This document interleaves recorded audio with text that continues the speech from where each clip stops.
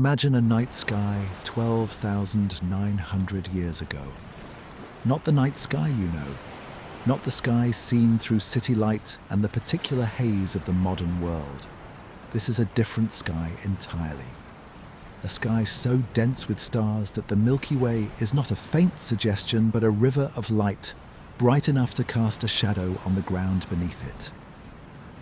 A sky that ancient people navigated by, slept under, read the seasons from, organized their understanding of time and direction and the sacred around. A sky that was, in every meaningful sense, the ceiling of the world. It is winter in the northern hemisphere. The temperature is cold in the way that the world has been cold for a very long time. Not dramatically, not unusually, but with the particular weight of cold that has been the ordinary condition of the Earth for roughly 100,000 years.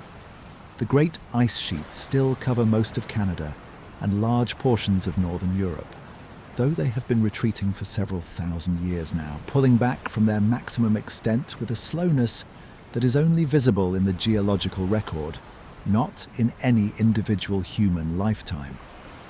The people living in this world are fully modern human beings, not primitive, not simple, not in any meaningful way different from us, except in what they know and what they have built.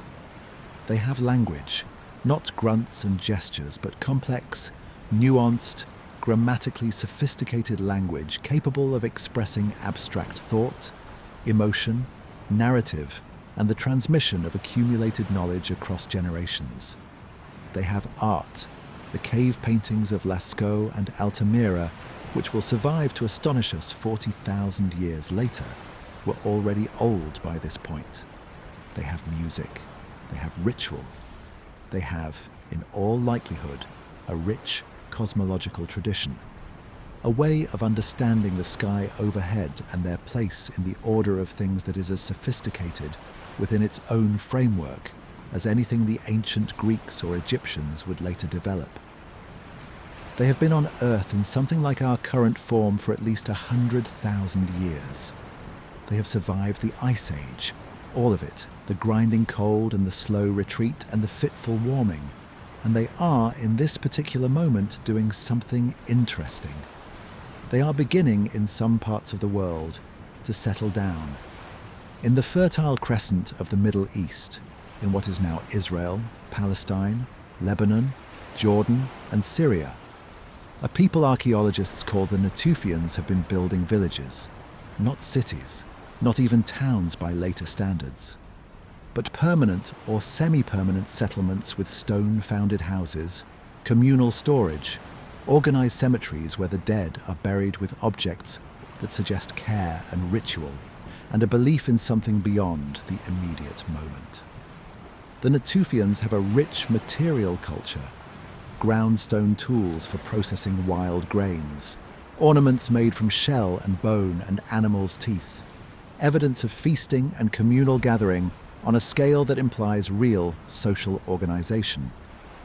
They are not farmers. They have not yet crossed the threshold into the systematic planting and harvesting of crops that defines the Neolithic agricultural revolution. But they are living in a way that is far closer to farming than anything that preceded them, intensively harvesting wild grains across a regular territory, managing the landscape around their settlements in ways that encourage the plants they depend on, building up stores that can sustain them through seasons when the wild resources are thinner. They are, in the language of archaeology, pre-agricultural sedentists, people who have discovered that staying in one place, if the place is good enough, is worth the risk of committing to it. And the place, in this particular moment, is very good. The climate of the late Pleistocene warming, the slow retreat of the Ice Age, has been making the Levant wetter, more fertile, more capable of supporting dense human populations and the wild grasses and nuts and fruits they depend on. The oak woodlands are advancing. The wild emmer wheat and einkorn and barley that the Natufians harvest are abundant. The gazelle herds that supply much of their protein are thriving on the expanding grasslands. The world is moving in a direction, the trajectory of human history. If you could have stood in the Levant 12,900 years ago and squinted into the future, would have looked, in that particular moment, like it was heading somewhere specific, toward more settlement, more intensive plant management, more social complexity, toward, eventually, something we might recognize as the early stages of civilization. And in the rest of the world, the picture is similarly interesting. In North America, the people archaeologists call the Clovis culture, the first well-documented inhabitants of the Americas, have spread across the continent with remarkable speed, establishing themselves from Alaska to Patagonia in what appears to have been only a few thousand years. They are skilled, adaptable hunters, following the great herds of megafauna, mammoths, mastodons, giant ground sloths, horses, camels, across a landscape that is, by any measure, extraordinarily rich. The North American megafauna at 12,900 years ago is one of the greatest assemblages of large animals the world has ever seen. It makes the African savanna of today, remarkable as it is, look sparse. Woolly mammoths, American mastodons, giant ground sloths the size of modern elephants, saber-toothed cats, American lions larger than their African counterparts, short-faced bears, the largest terrestrial mammal predator in the history of the world, herds of camels and horses and pronghorns across the Great Plains. All of this, all the richness and complexity and ecological abundance of this world, is present on the night we are imagining, 12,900 years ago. The Natufians in their villages, the Clovis hunters on the American plains, the megafauna in their millions, the forests advancing into former tundra, the glaciers retreating, the warming continuing. And then something happened. My name is Arthur, and tonight we are going to sit with a question that has occupied scientists, researchers, and people who lie awake at night thinking about very old things for the past 2 decades.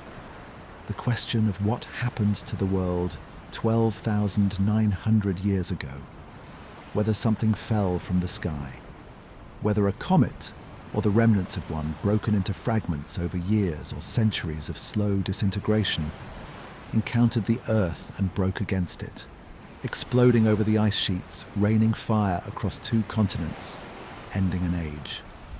And if it did, whether anyone remembers. Before we go any further, I want to say hello to whoever is listening to this right now. I don't know where you are. I don't know whether you're in bed with the light off or sitting somewhere quiet, or have put this on because the silence at whatever hour this is has become too loud and you needed something to fill it.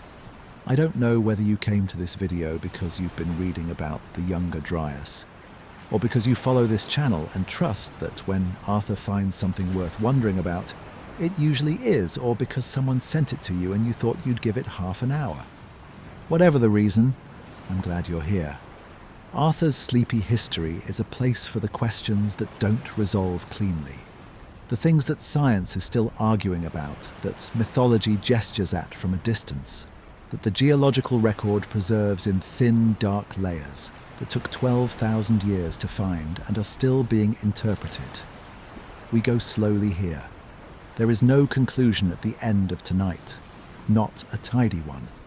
Just the question, more fully inhabited than when we began. If this is your first time, welcome. If you've been here before, you already know how this works. And if you want to be here whenever I find something new to sit with, the subscribe button is just there. Leave me a comment too if you feel like it. Tell me where in the world you are and what time it is.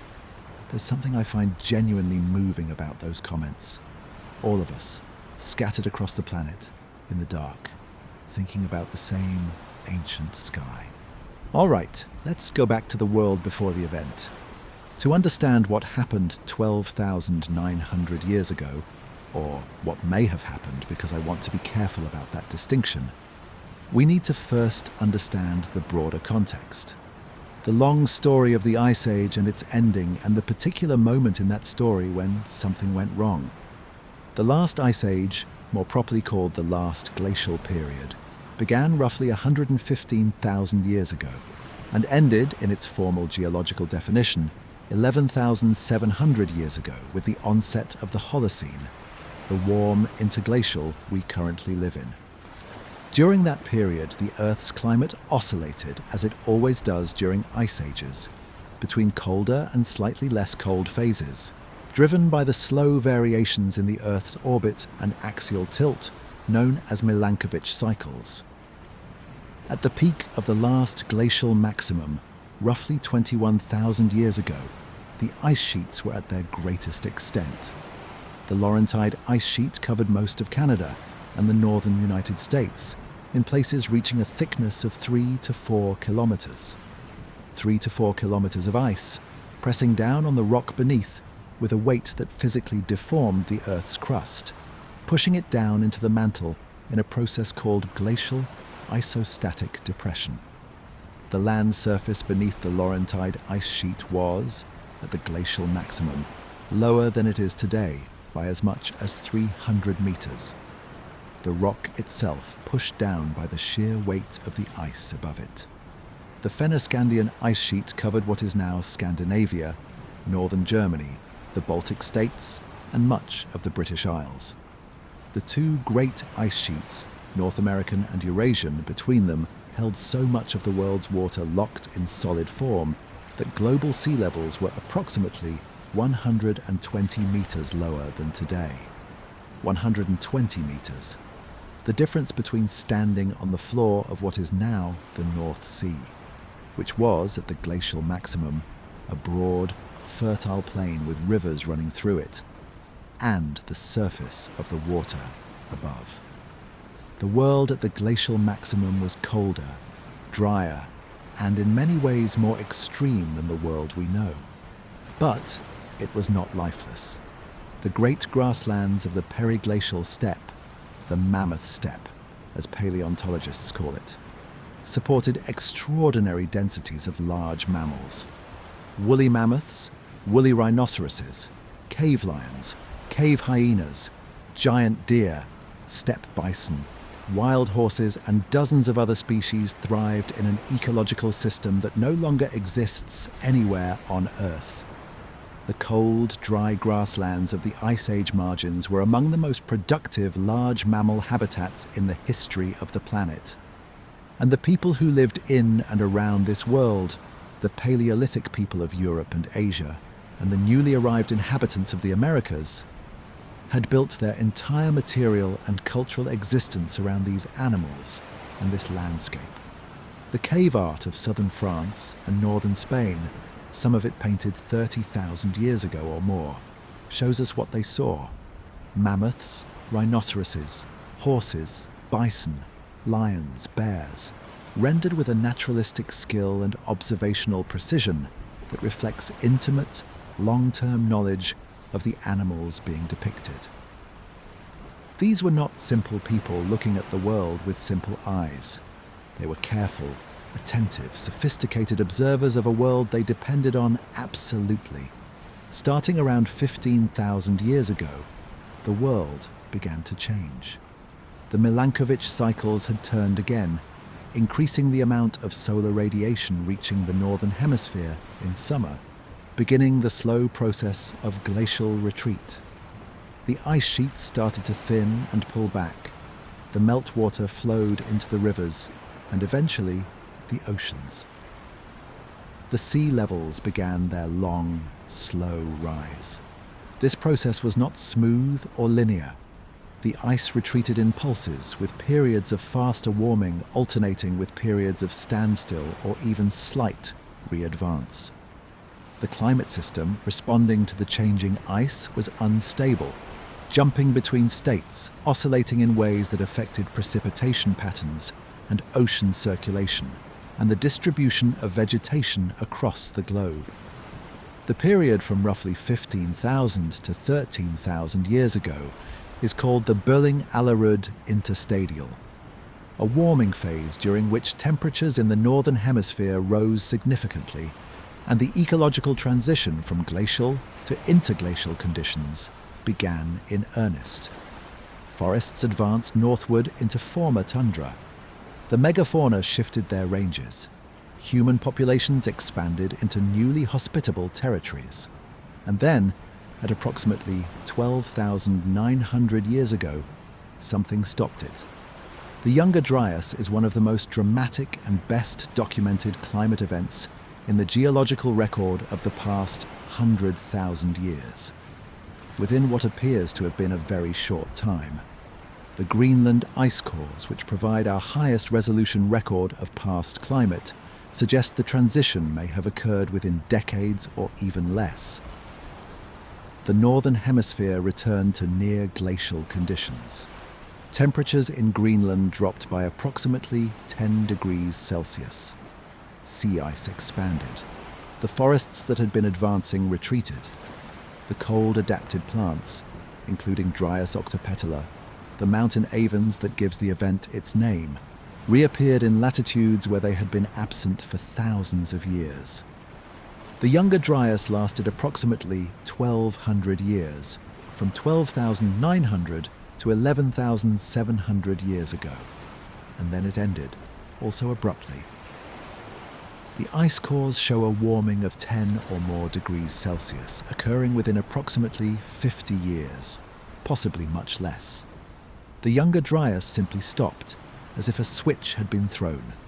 The question of what triggered the Younger Dryas onset, what caused the sudden reversal of the warming trend at 12,900 years ago, has been debated for decades. The long-standing hypothesis focuses on a disruption of the North Atlantic Ocean circulation. The mechanism works like this. The melting ice sheets were releasing enormous quantities of fresh water into the North Atlantic.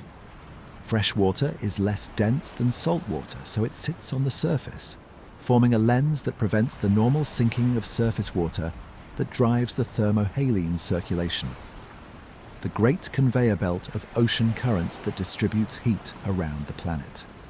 When the thermohaline circulation slows or stops, the heat that normally flows northward from the tropics stays in the south. The north gets cold, suddenly and severely cold, as the atmospheric circulation adjusts to the changed ocean conditions. The specific mechanism proposed for the Younger Dryas trigger involves the catastrophic drainage of one or more of the large glacial lakes that had accumulated in front of the retreating Laurentide ice sheet. Lake Agassiz is the most commonly cited candidate, an enormous body of fresh water, larger at its maximum than all the modern Great Lakes combined, that was held in place by ice to the north. When the ice dam failed, the lake drained rapidly, sending a massive pulse of fresh water into the North Atlantic and triggering the circulation shutdown. This hypothesis is plausible. The oceanographic modeling supports the basic mechanism, and Lake Agassiz certainly existed and certainly drained at some point. But the timing is difficult to pin down with precision, and there are aspects of the Younger Dryas record, particularly its geographic extent, the presence of unusual materials at the Younger Dryas boundary layer, and the correlation of the climate event with a very rapid and widespread extinction of megafauna that the meltwater hypothesis alone struggles to account for. In 2007, a consortium of 26 researchers from multiple universities and research institutions published a paper in the Proceedings of the National Academy of Sciences that proposed an additional mechanism. Something that had happened in the sky, they argued, over the North American ice sheet and beyond, approximately 12,900 years ago. Something that left a physical signature in the sediment record, a thin, chemically anomalous layer at sites across North America, Europe, and the Middle East. They proposed that a fragmented comet, or more precisely, the disintegrated remnants of a comet that had been breaking apart over centuries or millennia, had encountered the Earth at the onset of the Younger Dryas. The fragments, ranging in size from small objects that would produce brilliant fireballs in the atmosphere to larger bodies capable of surviving atmospheric passage and striking the surface, had peppered the Earth, with particular concentration over the North American ice sheet, releasing enormous amounts of energy, triggering catastrophic wildfires across millions of square kilometers of forest and grassland, injecting vast quantities of material into the upper atmosphere and contributing to or causing the circulation shutdown that produced the Younger Dryas cooling. They called this the Younger Dryas Impact Hypothesis, and in the 17 years since its publication, it has generated more scientific controversy, more follow-up research, more heated debate in the pages of academic journals than almost any other hypothesis in quaternary science. What is the evidence? Let me try to describe it as clearly and honestly as I can. The core evidence for the impact hypothesis is the Younger Dryas boundary layer, the YDB layer. This is a thin stratum of sediment that has been identified at dozens of sites across North America, Europe, and the Middle East, always dating to approximately 12,900 years ago, and always containing elevated concentrations of certain materials that are unusual in the normal geological record. The most significant of these materials are nanodiamonds. Nanodiamonds are exactly what they sound like. Diamonds, but nanoscale. Crystals of carbon in the diamond structure, measuring nanometers in diameter. Far too small to see with the naked eye. Visible only through electron microscopy and other high-resolution analytical techniques. They are found naturally in meteorites, where they form during the extreme conditions of the solar system's early history. They are found at known impact sites, where the shock of the impact produces the extreme pressure and temperature conditions necessary to force carbon into the diamond crystal structure.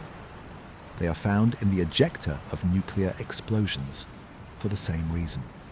They are not found under normal circumstances in ordinary geological or biological deposits, and they are found in the YDB layer at multiple sites in concentrations significantly above background levels, confirmed in peer-reviewed publications by multiple independent research groups using different analytical techniques at different institutions. The presence of nanodiamonds in the YDB layer was first reported in the 2007 paper and has been one of the most actively debated aspects of the hypothesis ever since. Some researchers have reported difficulty replicating the nanodiamond findings at specific sites. There has been genuine methodological debate about the best techniques for detecting and characterizing nanodiamonds at trace concentrations in sediment. Some critics have argued that the specific types of nanodiamonds found in the YDB can form through processes other than impact, including the burning of biomass under certain conditions. The proponents of the hypothesis have responded to each of these objections. They have published additional analyses, refined their methods, and engaged with the criticisms in the peer-reviewed literature. The debate is ongoing, but the nanodiamond evidence has not been dismissed. It has been argued about, which is different. Beyond the nanodiamonds, the YDB layer contains other anomalous materials. Magnetic spherules, tiny spherical particles of iron oxide that form when molten droplets of iron-rich material are thrown into the atmosphere by an impact or explosion and cool rapidly as they fall. These spherules are found at impact sites and in the fallout from industrial processes that produce very high temperatures, but not in normal geological sediments. Platinum. The platinum group elements, platinum, iridium, osmium, and their relatives, are rare in the Earth's crust because they are heavy metals that concentrated in the planet's core during its formation. But they are abundant relative to terrestrial rocks in extraterrestrial material, meteorites, comets, asteroids.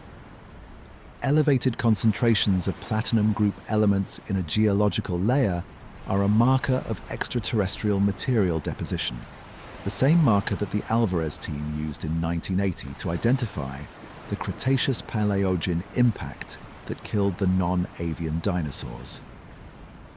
The YDB layer shows elevated platinum at multiple sites. A 2018 paper by Christopher Moore and colleagues found a significant platinum anomaly in Greenland ice cores dating to the YDB period, physically located in the ice of the continent closest to the proposed impact zone. And charcoal. The YDB layer contains charcoal, evidence of widespread burning, at levels that imply a fire event of extraordinary scale. Not a local wildfire, not a regional conflagration, something that burned an area estimated by researchers who have studied the charcoal evidence at somewhere between 10 million and 50 million square kilometers. A fire, or more accurately, fires, triggered across an enormous area almost simultaneously, that would have been visible from space and would have injected so much smoke and soot into the upper atmosphere that it could itself have contributed to the climate cooling. The evidence taken together forms a picture that is contested, that has legitimate scientific objections attached to various parts of it, that has not achieved consensus, and that may require years or decades of additional research before a clear verdict emerges. But the picture is there, and it is striking. Let me tell you about a site in northern Syria called Abu Hureyra. Abu Hureyra is one of the most important prehistoric sites in the world. It is a mound, a tell, that preserves the remains of continuous human occupation from the late Paleolithic through the Neolithic, spanning the precise period of the transition from hunting and gathering to agriculture. When archaeologists excavated it in the 1970s, before it was flooded by the construction of the Tepe Dam, they found a record of human life that is almost unparalleled in its completeness and its significance. The site contains the bones of the animals the people ate, the seeds of the plants they harvested and eventually cultivated, the tools they used, the buildings they lived in, all of it stratified in layers that can be dated and compared and used to reconstruct the daily life of the people who lived there across thousands of years. And in one of those layers, a layer dating to approximately 12,900 years ago, right at the Younger Dryas boundary, the archaeologists found something they could not explain at the time. A stratum of burned material unlike anything above or below it in the sequence. Objects that had been subjected to temperatures far in excess of any domestic fire, far in excess of any deliberate burning event the archaeologists could account for within the normal repertoire of human activity. Soil that had been vitrified, turned to glass by the heat. Building materials that had melted and re-solidified. The temperatures implied by this material were, when eventually measured, in the range of 1800 to 2200 degrees Celsius.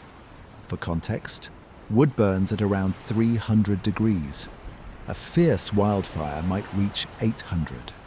A pottery kiln reaches around 1,200. The surface of volcanic lava is typically around 1,000 to 1,200 degrees. 1,800 to 2,200 degrees is the temperature of a meteor burning through the atmosphere, of the surface of the sun, of a nuclear fireball.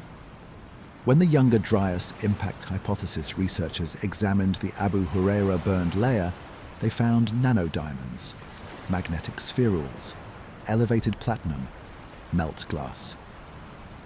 All the markers of the YDB layer concentrated at this particular site in association with building materials and human debris. Evidence, they argued, that an airburst or impact had occurred close enough to Abu Hureyra to subject the settlement to temperatures that no human technology of the period could produce. The people of Abu Hureyra, whoever was there on that day, 12,900 years ago, experienced something that was completely outside any normal human reference frame. Something falling from the sky that produced temperatures hotter than any fire they had ever seen. Something that left the soil itself turned to glass. They had no framework for understanding what had happened to them. They had no category for it. It was not a flood, not a drought, not a disease, not an enemy raid. It was the sky itself doing something catastrophic. What would you do if you survived that? What would you tell your children, your grandchildren, the people who came after you? You would tell them that the sky fell, that fire came from heaven, that the world ended, and what came after was not the same as what had been before. In the next part of our journey tonight, we are going to look at what happened in the years and decades and centuries after the YDB event. At the black mat, that dark layer that appears at archaeological sites across 2 continents and marks the moment when the megafauna simply stop appearing in the record. At the extinction of 35 genera of large mammals in North America alone, within what appears to have been a geologically instantaneous moment. At what happened to the Natufians and to the Clovis people, and to all the other human communities who were alive when the sky did something impossible. And then, we are going to start asking the question that I find most compelling of all, the question that connects this ancient event to the broader story of human civilization. Whether anyone remembers, whether the myths that human cultures have been telling for thousands of years, the stories of fire from heaven, of the sky burning, of the great destruction that ended an age and reset the world. Whether any of those stories are not inventions but echoes, whether somewhere in the accumulated folklore of the human species there are traces of 12,900 years ago, of the night when someone looked up and saw the sky falling and survived and tried to tell someone what they had seen. That question will take us to places we have not expected.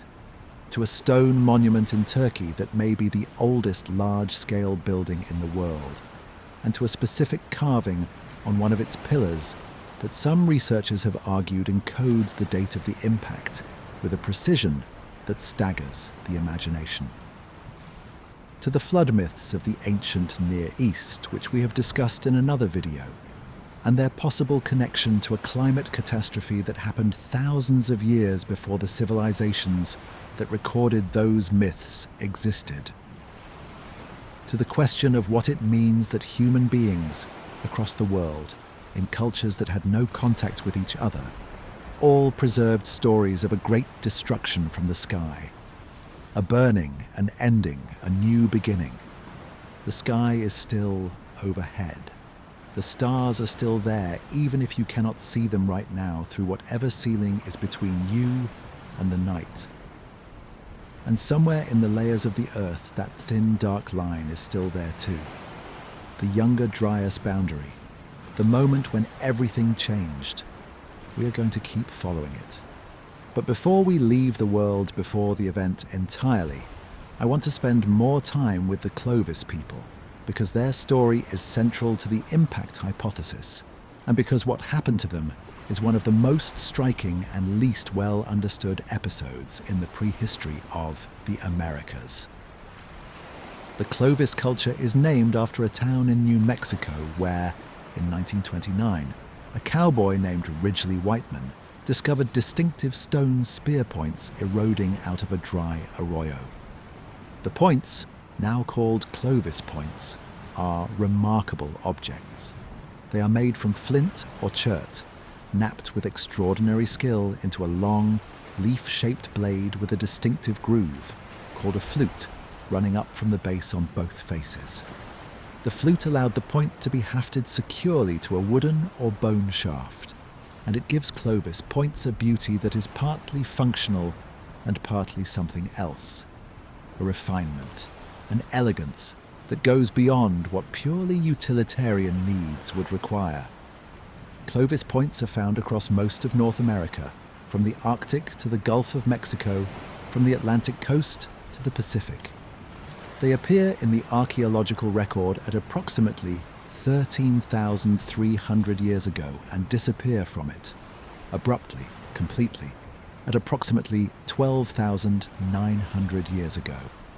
The duration of the Clovis culture, as far as we can tell from the record, is roughly 400 years. 400 years. In 400 years, the Clovis people spread across an entire continent, established a sophisticated stone tool tradition that shows remarkable consistency from Alaska to Florida, and then vanished from the record. Not just declined, vanished. After 12,900 years ago, Clovis points are simply not found anymore. What replaces them are different tool traditions, regional, varied, in some ways less technologically refined, suggesting that whatever cultural coherence the Clovis people had was disrupted or destroyed. The disappearance of the Clovis culture at 12,900 years ago is one of the data points that the impact hypothesis proponents cite as evidence. The timing is exact. Clovis ends at the Younger Dryas boundary, at the same stratigraphic level as the YDB layer, with its nanodiamonds and platinum and melt glass. The critics respond that the Clovis disappearance does not require an impact to explain it. The Younger Dryas climate change alone, the return to cold, dry conditions, the disruption of the ecosystems the Clovis people depended on, would have been sufficient to fragment and transform the Clovis cultural tradition. Cultures change in response to climate. The Clovis disappearance might be a natural cultural response to environmental disruption, not evidence of a catastrophic event. That is a reasonable argument. But there is another disappearance at 12,900 years ago that is harder to explain by climate change alone: the megafauna. At the Younger Dryas boundary, right at the YDB layer, at exactly 12,900 years ago, the fossil record of North American megafauna shows a mass extinction of extraordinary scope and speed. In North America alone, 35 genera of large mammals disappear from the fossil record within what appears to be, geologically speaking, an instant. Mammoths, mastodons, giant ground sloths, saber-toothed cats, American lions, short-faced bears, American horses, American camels, the glyptodonts, armadillo relatives the size of small cars, the dire wolves. 35 genera, not species, genera. Each genus typically contains multiple species. The actual number of species that went extinct in North America at the Younger Dryas boundary may be 70 or 80 or more. This is one of the largest and most rapid extinction events in the past 66 million years, since the Chicxulub impact that ended the Cretaceous. And it happened in what appears to have been a geologically very short time, correlated precisely with the onset of the Younger Dryas. The debate about what caused the North American megafauna extinction is one of the longest-running and most contentious in paleontology. Two main hypotheses have dominated: the overkill hypothesis, which attributes the extinctions to human hunting, and the climate hypothesis, which attributes them to the rapid climate changes associated with the Younger Dryas. The overkill hypothesis, popularized by the ecologist Paul Martin in the 1960s and 1970s, argues that the Clovis people, arriving in North America as the first humans the megafauna had ever encountered, were such efficient hunters that they drove the large animals to extinction within a few centuries. The megafauna, having evolved without human predators, had no fear of them and no evolved behaviors for avoiding them. They were, in effect, ecologically naive, easy prey for hunters with Clovis points and cooperative hunting strategies. This is a compelling hypothesis in some respects. The timing does correlate with human arrival. And there are cases, on islands in particular, where the arrival of human hunters clearly caused rapid extinction of large animals that had no prior exposure to human predation. But the overkill hypothesis has significant problems when applied to North America. The megafauna of North America had coexisted with humans, or with the ancestors of modern humans, in Asia and earlier hominin populations for hundreds of thousands of years. They were not entirely naive to the threat of bipedal predators, and the Clovis population, however skilled, was almost certainly not large enough to have hunted 35 genera of large mammals to extinction in 400 years, without leaving a significantly larger kill site record than has actually been found.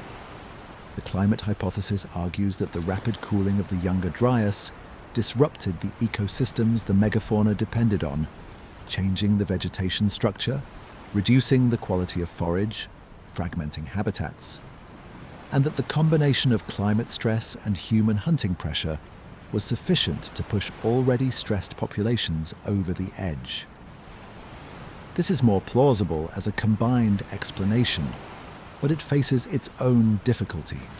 Previous ice age cycles had involved similarly dramatic climate oscillations, and the megafauna had survived all of them. The woolly mammoth had been through dozens of Milankovitch-driven climate shifts without going extinct. Why did this one kill them when the others did not? The impact hypothesis offers an additional factor, not just climate change and not just hunting pressure, but a catastrophic event that directly killed large numbers of animals across an enormous area, through fire, through blast, through the atmospheric disruption that followed, and left the survivors to face the subsequent climate deterioration in a severely reduced and fragmented state. The black mat is the physical evidence for this in the archaeological record. At Clovis sites across North America, sites where the bones of the megafauna are preserved in association with Clovis tools and clearly represent locations where people hunted and butchered large animals, there is a consistent and striking pattern. Below a certain level in the sediment, the megafauna bones are abundant. Mammoth bones, mastodon bones, horse bones. Above that level, they are absent. Not rare, absent. And at many of these sites, the transition between the megafauna-rich layers below and the megafauna-absent layers above is marked by a thin, dark, organic-rich stratum, the black mat. A layer of algae and other organic material that appears to have been deposited rapidly under wet conditions at approximately 12,900 years ago. The black mat is not universal. It is found at some Clovis sites and not others, and its interpretation is debated. But, at the sites where it is present, it consistently marks the moment of transition.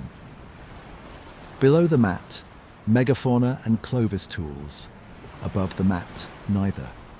The black mat may represent a period of increased moisture following the impact, the disruption of the atmospheric system producing unusual precipitation patterns in areas that had previously been drier.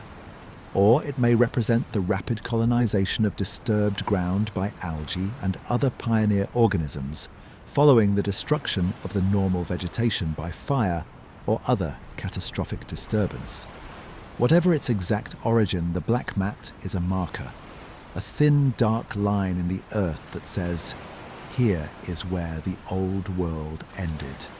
Below the mat, the Ice Age is still alive. The mammoths are there. The Clovis hunters are there. The world that had been building for thousands of years. The world heading towards something that might have been, in different circumstances, the first civilization of the Americas, is there. Above the mat, it is gone. And 12,900 years later, we are digging it up and trying to understand what happened.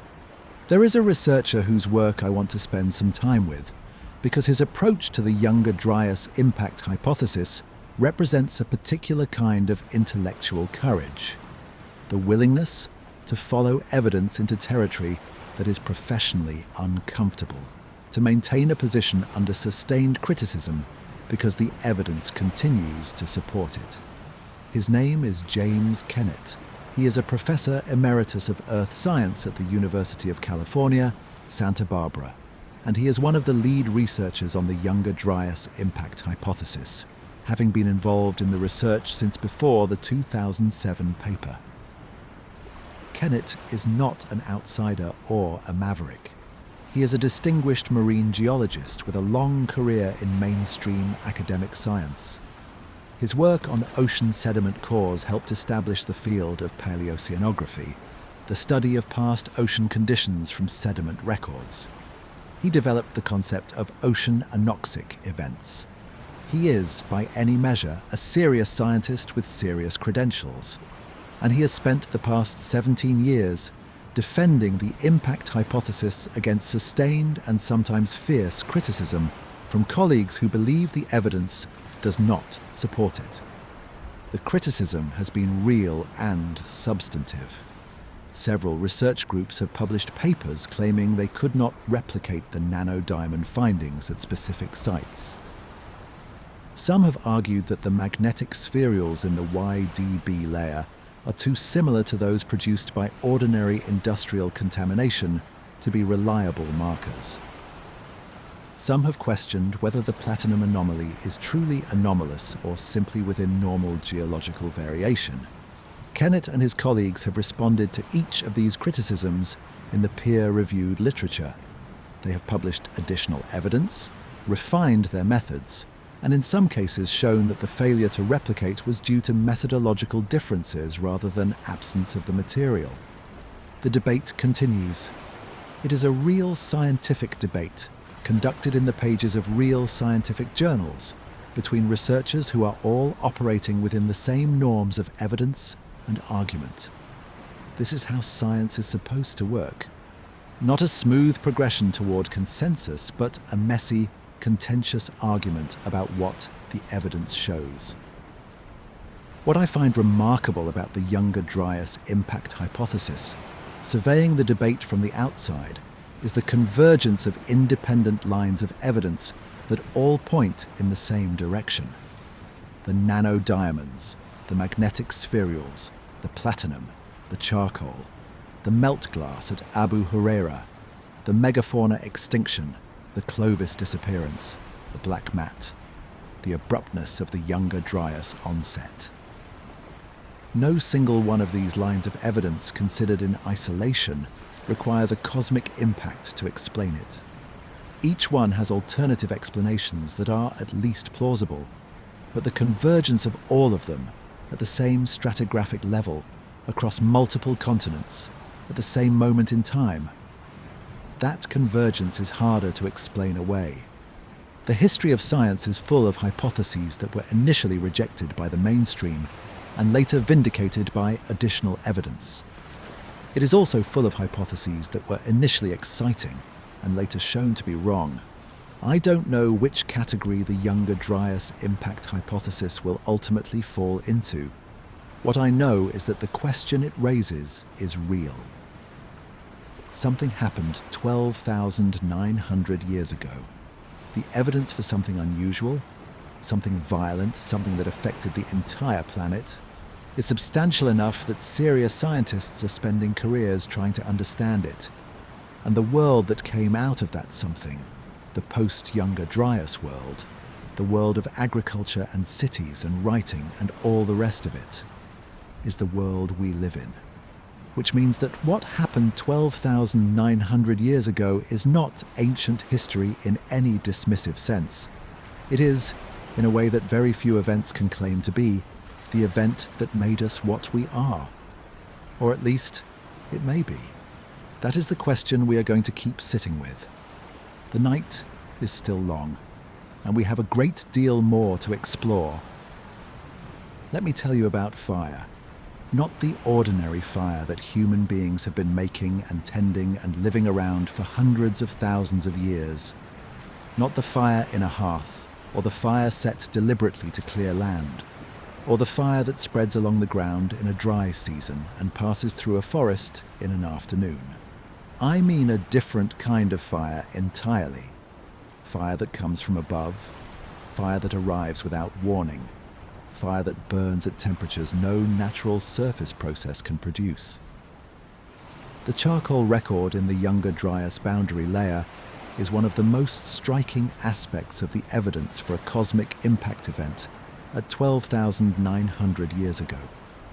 Charcoal accumulates in sediment naturally, fires happen, vegetation burns, the residue is preserved. And paleoclimatologists who study past fire regimes use charcoal concentrations in sediment cores and lake deposits to reconstruct the history of burning across the landscape. What they find in the YDB layer is not the normal background level of charcoal that accumulates from the ordinary fires of the Paleolithic world. What they find is a spike, a sudden massive increase in charcoal concentration at precisely 12,900 years ago, that implies a burning event of extraordinary geographic extent. Researchers who have studied the charcoal evidence at YDB sites have estimated the area burned at somewhere between 10 million and 50 million square kilometers. To put that in context, the total land area of North America is approximately 24 million square kilometers. The total land area of Europe is approximately 10 million square kilometers.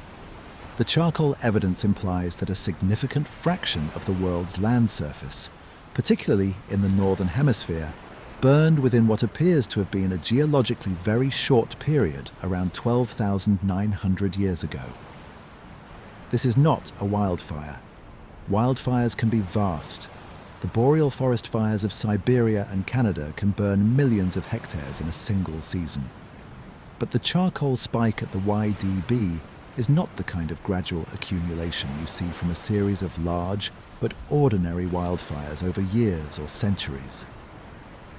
It is a sudden, sharp peak. The signature of something that happened fast, that burned across an enormous area almost simultaneously, that left its mark in the sediment all at once. The most plausible mechanism for producing a burning event of this scale and speed is the injection of massive amounts of thermal energy across a wide area simultaneously, which is what the airburst or impact of a fragmented comet would produce.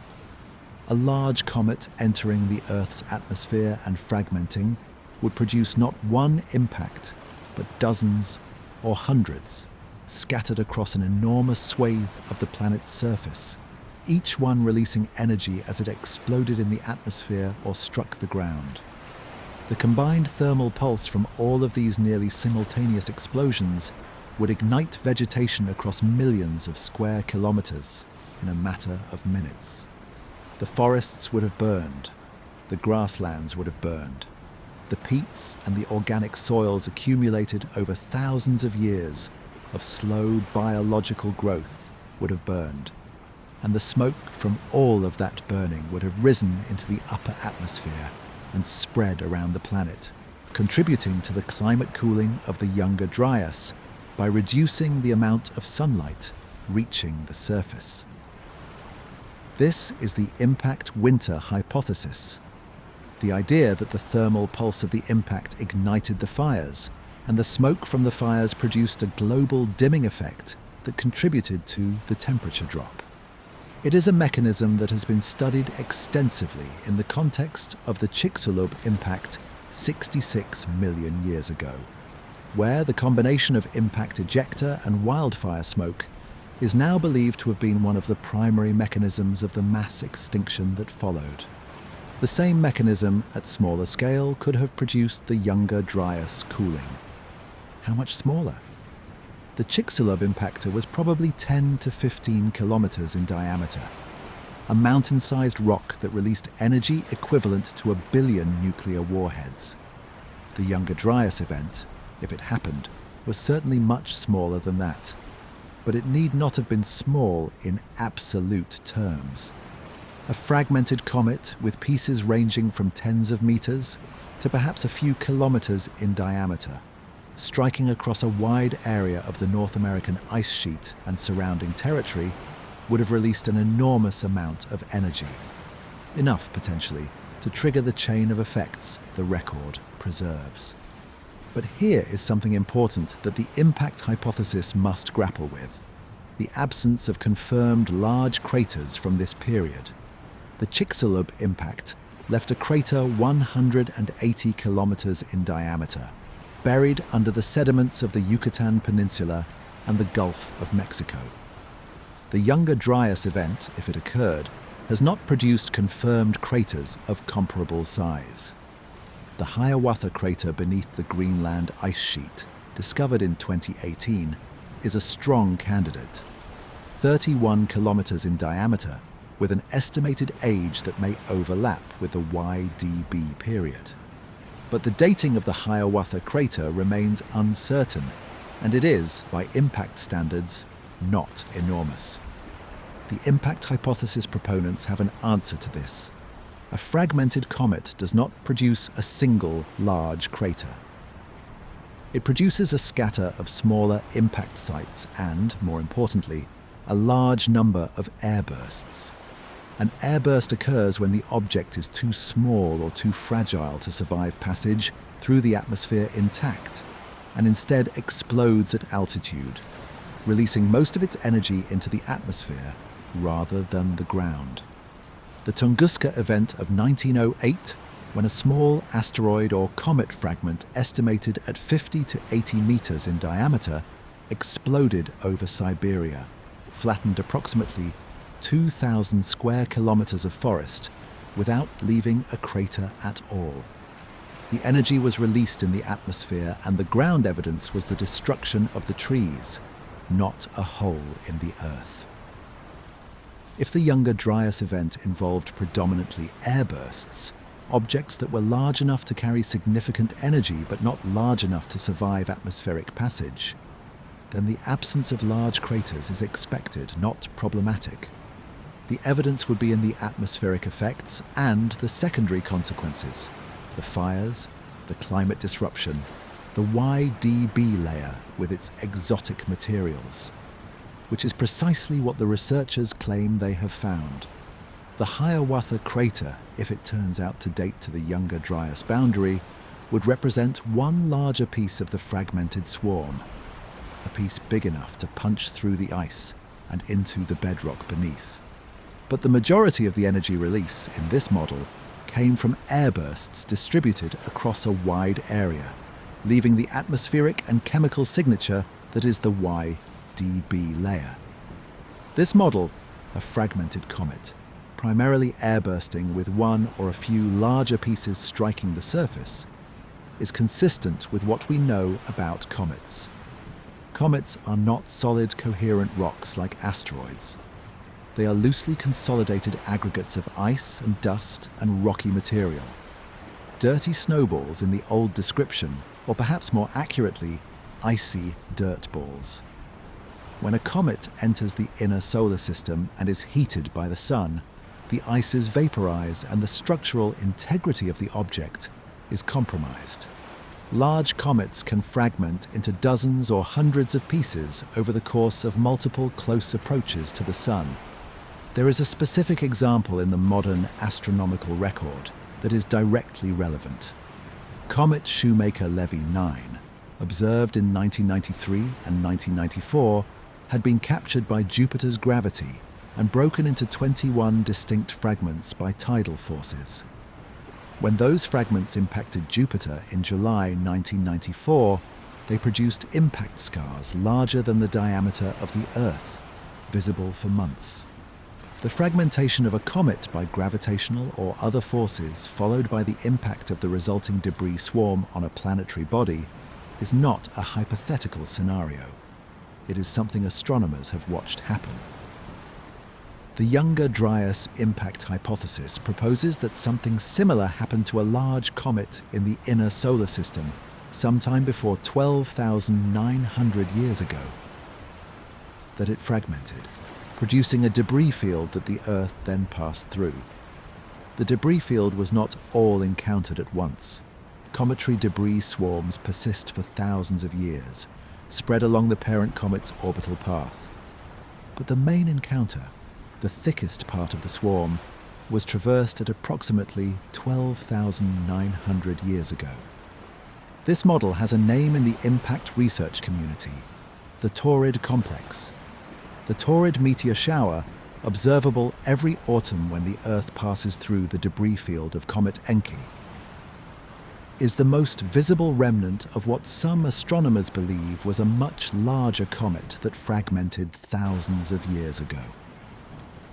Astronomer Victor Klube and astronomer Bill Napier proposed in the 1980s and 1990s that the Taurid complex represents the debris of a giant comet that entered the inner solar system several tens of thousands of years ago, and that encounters with the denser parts of this debris field have produced catastrophic impact events at various points in prehistory and history. The Younger Dryas boundary event in the Younger Dryas Impact Hypothesis may be the largest and most consequential of these encounters. The Earth passing through the densest part of the Taurid debris field 12,900 years ago, experiencing an hours-long or days-long bombardment by fragments of a disintegrated giant comet. Not a single impact. A rain of fire. I want to go back to the people who were there, because the geological and astronomical dimensions of this story, as important as they are not what I find most haunting about it. What I find most haunting is the human dimension. 12,900 years ago, the Earth's human population was somewhere in the range of several 100,000 to a few million people. The estimates vary, and the uncertainty is large, but the number is small by any modern standard. These people were distributed across every inhabited continent, living in bands and larger groupings, sustaining themselves by hunting and gathering, and the early experiments in plant management that we have discussed. Every one of these people lived under the sky. Every one of them knew the sky, knew its patterns, its cycles, its reliable regularities, the rising and setting of the sun, the phases of the moon, the seasonal movements of the stars, the occasional dramatic displays of meteor showers, the rarer apparitions of comets bright against the night, trailing their luminous tails. They would have had mythologies of the sky, explanatory frameworks for the things they saw overhead, stories about the sun and moon and stars that embedded astronomical observations in narrative and ritual, making them memorable and transmissible across generations. And then the sky did something none of their mythologies had prepared them for. The details would have depended on where you were. If you were in North America, near the southern edge of the Laurentide ice sheet, in the zone of maximum impact, you may have experienced what people who survive nuclear tests describe: a flash brighter than the sun, followed by a wall of heat, followed by a shockwave of air moving faster than sound. If you survived the initial thermal pulse and the blast wave, you would have seen the horizon on fire. You would have seen the sky filled with smoke and dust, and the trails of smaller fragments still entering the atmosphere, burning bright as they came in. If you were further away, in the Levant, in Europe, in southern Asia, the experience would have been different. The sky might have been lit by the entry of fragments over the horizon. The weather would have changed over days and weeks as the atmospheric burden of smoke and dust reduced the sunlight. The temperature would have dropped. The rains that had been regular would have become less reliable. The wild grasses that sustained communities like the Natufians would have thinned as the climate shifted. And everywhere, everyone who was alive would have known that something had happened. Something that had no precedent in living memory, or in the memory of any ancestor anyone could recall. What do you do with an experience like that? You tell it. You tell it to your children, and they tell theirs, and the telling becomes ritual, becomes sacred, becomes woven into the cosmological framework of the group in the only way that really important things ever are: as story, as myth, as the foundational narrative of why the world is the way it is, why there was a before and an after, why the sky is to be feared as well as relied upon. The question is whether any of those stories survived. It is a harder question than it might seem. 12,900 years ago is a very long time ago. The Younger Dryas itself lasted 1,200 years, during which the climate disruption was severe enough to fragment and transform human cultures across the affected regions. By the time the Younger Dryas ended and the Holocene began, the specific communities that had experienced the event firsthand were gone, replaced by their descendants who had themselves been through 12 centuries of climate hardship and cultural disruption. The oral transmission of specific narratives over 12,000 years is not impossible. We have discussed in another video the Aboriginal Australian traditions that appear to preserve genuine memories of coastal flooding from 10,000 years ago or more. But 12,000 years is at the outer limit of what most researchers consider plausible for oral tradition, even under the most favourable conditions. And the conditions of the Younger Dryas were not favourable. The climate disruption, the migrations, the population bottlenecks, the cultural transformations, all of these would have introduced noise into the transmission, altering, fragmenting, or losing specific narratives even as they preserved others. What we might expect to survive, if anything, is not the specific event.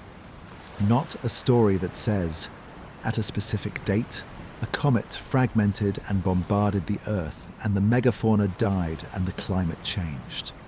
What we might expect to survive is the emotional register of the event, the terror, the sense of the sky as something that can turn against you, the memory of fire from above, the understanding that there was a before and an after, a world that was and a world that came to be, and that, stripped of its specifics, translated into the narrative frameworks of cultures that had no astrophysical vocabulary, might look very much like the world's myths of fire from heaven.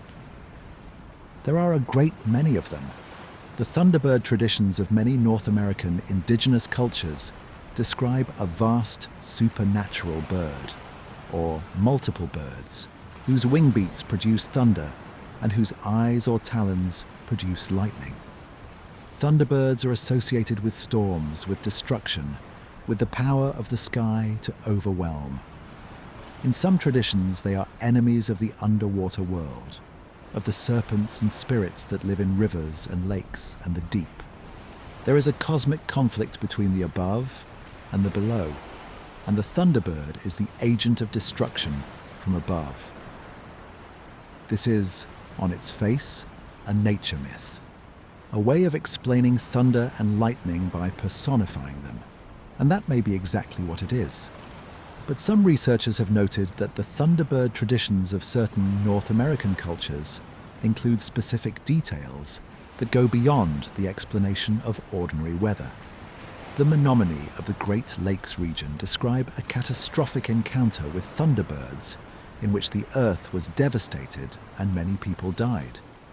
The Ojibwe have traditions of a time when the sky was on fire. The Blackfoot have stories of a great burning that destroyed much of the world. These traditions cannot be dated. We cannot look at a myth and say with confidence that it originated 12,900 years ago rather than 3,000 or 10,000 years ago. The attempt to do so, to match specific mythological details to specific historical events, is a methodology that scholars approach with great caution and for good reason. Myths evolve, details accumulate and drop away. Cultural contact introduces elements from neighboring traditions. The same story can arise independently in multiple places, but the distribution of sky fire traditions across North American cultures, across cultures that had no contact with each other, separated by thousands of kilometers and radically different environments, is suggestive. Not proof, suggestive. In Australia, the situation is somewhat different. Aboriginal Australians have a tradition called the dreaming or dream time, which is not a past in the ordinary sense, but a foundational layer of reality. The time when the world was made, when the ancestral beings moved across the landscape and created its features. The dreaming is not myth in the sense of a story that is not true. It is the template on which the world is laid. Within the dreaming traditions of various Aboriginal groups, there are accounts of catastrophic events, floods, fires, cosmic disruptions, that some researchers have argued preserve genuine memories of events in the distant past. We discussed in the previous video the work of Patrick Nunn and Nicholas Reed, who identified Aboriginal traditions that appear to accurately describe coastal geography from before the sea level rise of the early Holocene.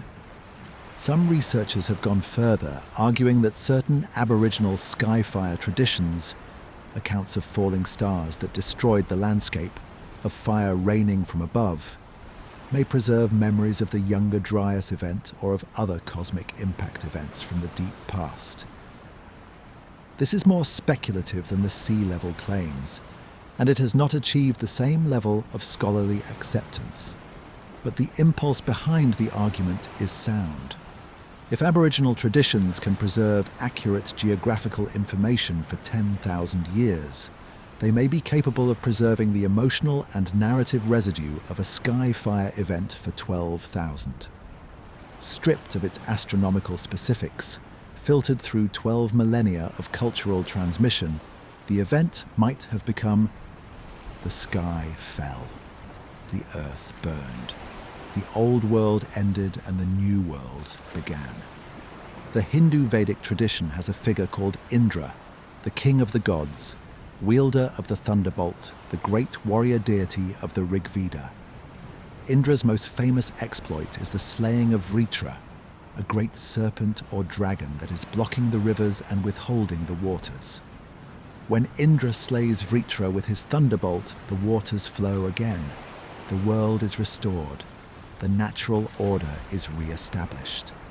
The serpent blocking the waters has been interpreted in many ways. As a metaphor for drought, as a cosmic battle between order and chaos, as a nature myth explaining the origin of rivers. But some researchers have proposed that the Indra-Vritra myth preserves a memory of a specific event, a comet or asteroid impact that disrupted the water cycle, followed by the eventual restoration of normal climate conditions. The thunderbolt that kills the serpent, the impactor, the serpent itself, the comet or its effects, the releasing of the waters, the end of the Younger Dryas drought. This interpretation requires significant stretching of the mythological material to fit the scientific hypothesis, and I want to be honest about that. Vedic mythology is ancient, complex, and has been interpreted in dozens of different ways by scholars across centuries. The cosmic impact reading is one among many, and it is not the most widely accepted. But the pattern, sky weapon, serpent of destruction, catastrophic event, restoration, appears across multiple ancient traditions in forms that are structurally similar enough to invite comparison. Let me tell you about a place in southern Turkey, a place called Göbekli Tepe. Göbekli Tepe was discovered in 1994 by the German archaeologist Klaus Schmidt, who was surveying ancient sites in the region and noticed that a hill, Göbekli Tepe means potbelly hill in Turkish, had an unusual surface scatter of flint tools and the tops of carved limestone pillars barely visible above the ground. Schmidt began excavating, and what he found beneath the hill has never stopped astonishing everyone who studies it. Göbekli Tepe is a complex of stone enclosures, roughly circular or oval rings of massive limestone pillars, carved with extraordinary skill and decorated with bas-relief images of animals, insects, and abstract symbols. The pillars are T-shaped, tall rectangular shafts topped with a horizontal stone that gives them the appearance, to some eyes, of stylized human figures without faces. The T-shaped pillars have features carved on them that suggest they are indeed representations of beings. Arms along their sides, belts around their waists, hands in front. The largest pillars at Göbekli Tepe are 6 meters tall and weigh up to 20 tons. They were quarried from limestone bedrock hundreds of meters away, transported to the site, and erected with precision that implies advanced engineering knowledge and, crucially, large-scale organized labor. And Göbekli Tepe is old. The oldest layers of the site have been dated to approximately 11,600 years ago, the very beginning of the Holocene, the very end of the Younger Dryas. Some researchers believe the oldest structures may date to 12,000 years ago or earlier. If that is correct, Göbekli Tepe is not just the oldest large-scale stone monument in the world. It is older than pottery, older than agriculture, older than anything we currently think of as the material infrastructure of civilization. It was built by hunter-gatherers, by people who had not yet, as far as we can tell, crossed the threshold into farming, who had no writing, who had no cities, who had no metal tools. The limestone was carved with stone and bone implements. How did they do it? How did hunter-gatherers with stone tools organize themselves to quarry and transport and erect 20-ton limestone pillars and carve them with images of such skill and precision? How did they sustain the workforce necessary for construction over what must have been years or decades? How did they feed so many people in one place, in a landscape where food had to be hunted and gathered rather than grown? These are not questions with easy answers. Göbekli Tepe has forced a fundamental revision of what we thought we knew about the capacities of pre-agricultural human societies. It implies a level of social organization, symbolic complexity, and engineering capability that the conventional picture of Paleolithic life had not anticipated. Schmidt, before his death in 2014, argued that Göbekli Tepe was not a settlement. It showed no signs of permanent habitation, no cooking fires, no domestic debris. It was a ritual site, a pilgrimage destination, a place where people came from across a wide area to perform ceremonies, to build, to maintain whatever cosmological and social framework the site represented. A temple, before temples were supposed to exist. The animal carvings at Göbekli Tepe are extraordinary. Foxes, boars, snakes, ducks, cranes, scorpions, spiders, a vulture. And in one of the most discussed and debated images in all of prehistoric art, carved on a pillar designated Pillar 43 in the main excavated enclosure. A complex scene that has generated enormous scholarly and popular attention. Pillar 43 shows, on its broad face, a large vulture with one wing raised. On the right side of the pillar, a scorpion. And scattered around these central figures, various other symbols. A headless figure, 3 bags or handbags of unknown significance, abstract forms that have not been definitively interpreted. In 2017, a paper was published by Martin Sweatman and Dimitrios Tsikritsis of the University of Edinburgh that proposed a specific interpretation of Pillar 43 and other Göbekli Tepe imagery. Their argument was that the animal symbols on the pillars correspond to constellations, that Göbekli Tepe is, among other things, an astronomical monument, and that specific scenes encoded in its carvings represent the night sky at specific moments in time. The scorpion on Pillar 43, they argued, corresponds to the constellation Scorpius.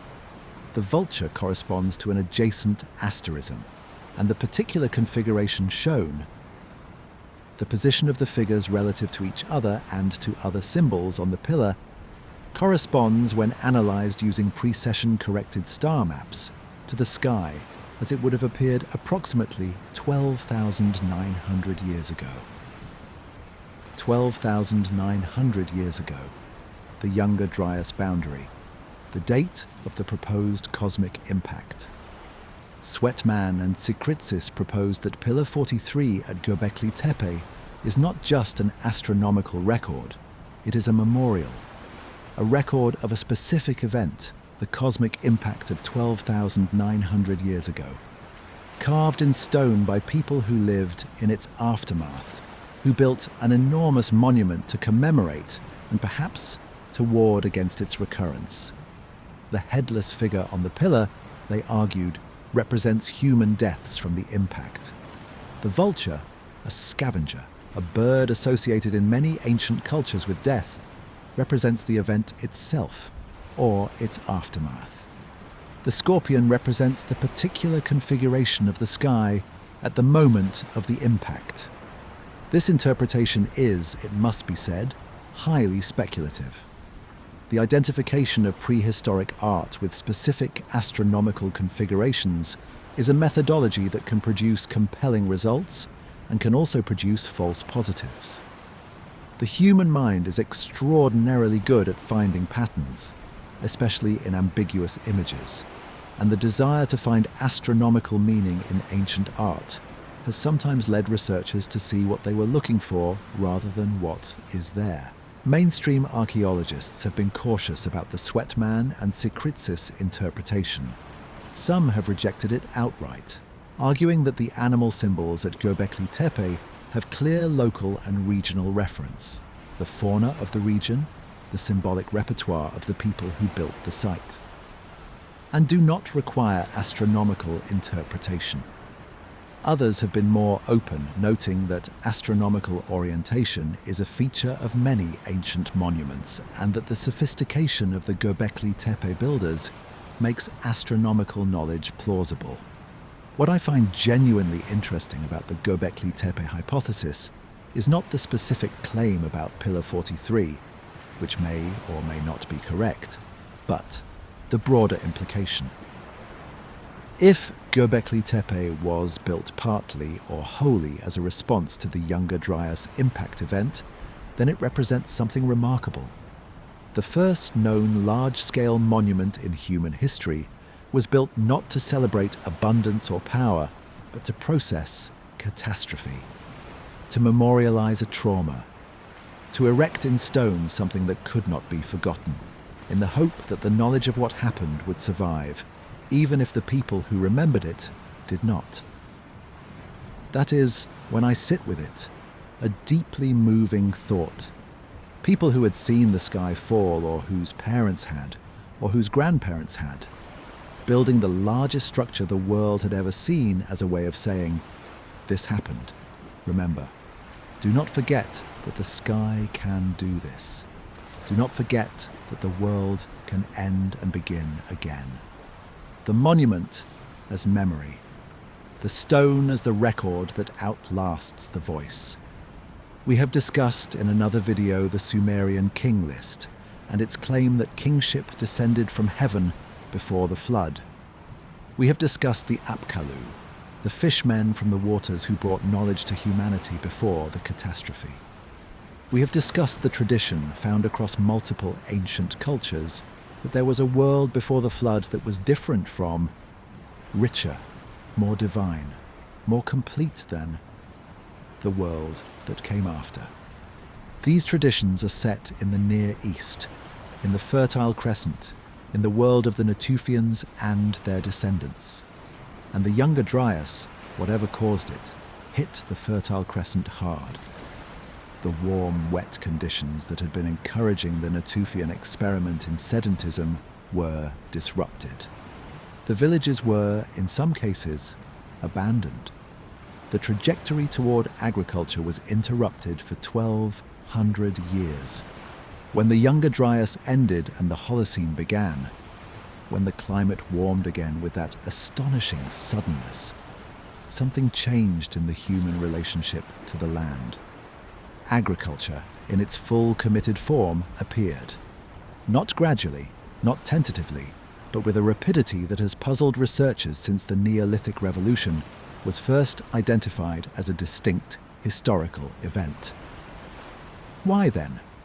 Why did agriculture, The thing that would eventually produce cities and writing and king lists emerged so quickly, so decisively, in the immediate aftermath of the Younger Dryas. After thousands of years of Natufian proto-agriculture that had not quite crossed the threshold, why did the crossing happen precisely when the Younger Dryas ended? There are several possible answers, and we will explore them in the next part of our journey tonight. But I want to plant the question now, because it is one of the most important questions in the entire story we are telling. Something happened 12,900 years ago. Something that interrupted the trajectory of human civilization, disrupted the cultures that had been building towards settlement, killed most of the large mammals of North America, drove the climate into 1,200 years of cold and drought. And when it was over, when the world came back to warmth and moisture, the people who emerged from the other side of it were different. They did things differently. They had a different relationship to the land, to food, to permanence, to the future. Were they traumatized? Were they responding to the memory of catastrophe by trying to control their environment in ways that nomadic hunting and gathering could not provide? Were they building grain stores and digging wells and tending crops because they had learned from the experience of the Younger Dryas, or from the traditions that preserved its memory, that the world could turn against you without warning and you needed to be prepared? Or was the transition to agriculture simply the natural next step in a process that had been building for thousands of years? A process that the Younger Dryas interrupted, but did not fundamentally alter, and that resumed as soon as the climate permitted? Both of these answers may be partly true. The most important historical transitions are usually overdetermined. They happen for multiple reasons simultaneously, and the question of which reason was primary is often impossible to resolve. But the timing is striking. The Younger Dryas ended, the Holocene began, and within a few thousand years, geologically speaking, almost immediately, the first civilizations appeared, the first cities, the first writing, the first king lists, the first stories about the world before the flood. Something is connecting all of this.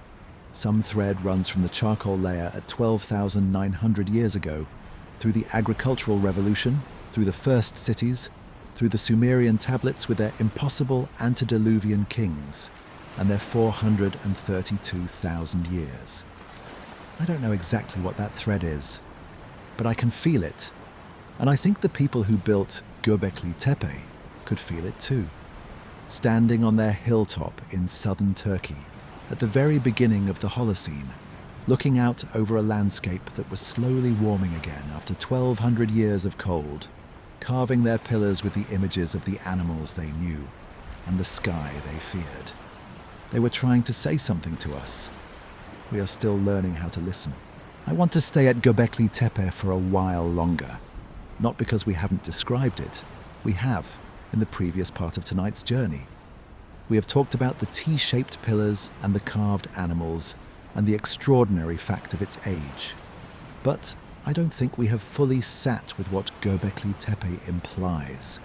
What it means for the story we think we know about human history. Because the implications are significant, and they deserve more than a summary. Göbekli Tepe is located in southeastern Turkey, on a ridge overlooking the Harran Plain, a broad, fertile lowland that has been inhabited continuously from the Neolithic to the present. The ridge itself is limestone, and the site is effectively a quarry as well as a monument. The builders cut their pillars from the bedrock of the ridge and erected them nearby. The whole hilltop is, in a sense, a rearrangement of itself, stone moved and shaped and placed into new configurations by human hands. When Klaus Schmidt first began excavating in 1995, he expected to find a medieval cemetery. The site had been noted by an earlier survey that had misidentified the tops of the limestone pillars as grave markers. What he found instead stopped him completely. Not graves, enclosures. Rings of massive carved pillars, arranged in patterns that suggested deliberate architectural planning, decorated with images of animals executed with a skill and naturalism that implied a long tradition of representational art. The site was enormous. Schmidt's team excavated several of the enclosures, designated A, B, C, and D, and found them to be stratified, built, used, and then deliberately buried, one on top of another, over a period of perhaps 2,000 years. The deliberate burial is itself mysterious. At some point, the builders of Göbekli Tepe made a decision to fill each enclosure with rubble, to bury their own creation. Why? The question has not been resolved. But the burial is what preserved the site so well. The filled enclosures were essentially sealed, protecting the carvings from millennia of weathering. Ground-penetrating radar surveys of the wider hilltop have revealed that what has been excavated is a small fraction of what exists. There are dozens more enclosures buried and intact, waiting beneath the surface. The full extent of the site is not yet known. It may be much larger than the current excavations suggest. Now, the builders of Göbekli Tepe left no writing. They left no clear explanation of what the site was for, why they built it, what the carved animals meant, what rituals were conducted in the enclosures. Everything we know about their intentions must be inferred from the physical evidence, from the site itself, from the objects found within it, from comparison with other sites of the same period. What the physical evidence tells us is this: the site was not a settlement. There are no hearths, no domestic debris, no signs of people living there in the ordinary sense. People came to the site, perhaps from great distances, as the complexity and scale of the construction implies a labour force far larger than any local band could have provided, performed whatever activities the enclosures were designed for, and left. The site was, in the fullest sense of the word, sacred, a place set apart from the ordinary world. The animals carved on the pillars are the fauna of the region, the wild animals of the late Pleistocene Fertile Crescent. Foxes, which are among the most commonly depicted. Boars, aurochs, the wild ancestors of domestic cattle. Snakes in great numbers. Cranes and other birds. Scorpions, spiders, insects, a lioness or leopard. The vultures that appear on Pillar 43. And the T-shaped pillars themselves. The tall, faceless figures with their arms and belts, which seem to be representations of beings that are neither fully human nor fully animal. Something in between. Something with human posture and human accessories, and no human face. Who were the T-shaped beings? What were they meant to represent?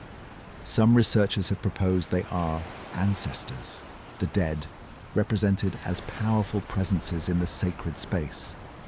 Some have suggested they are gods or spirits, divine beings whose images were erected in the enclosures as foci of ritual attention.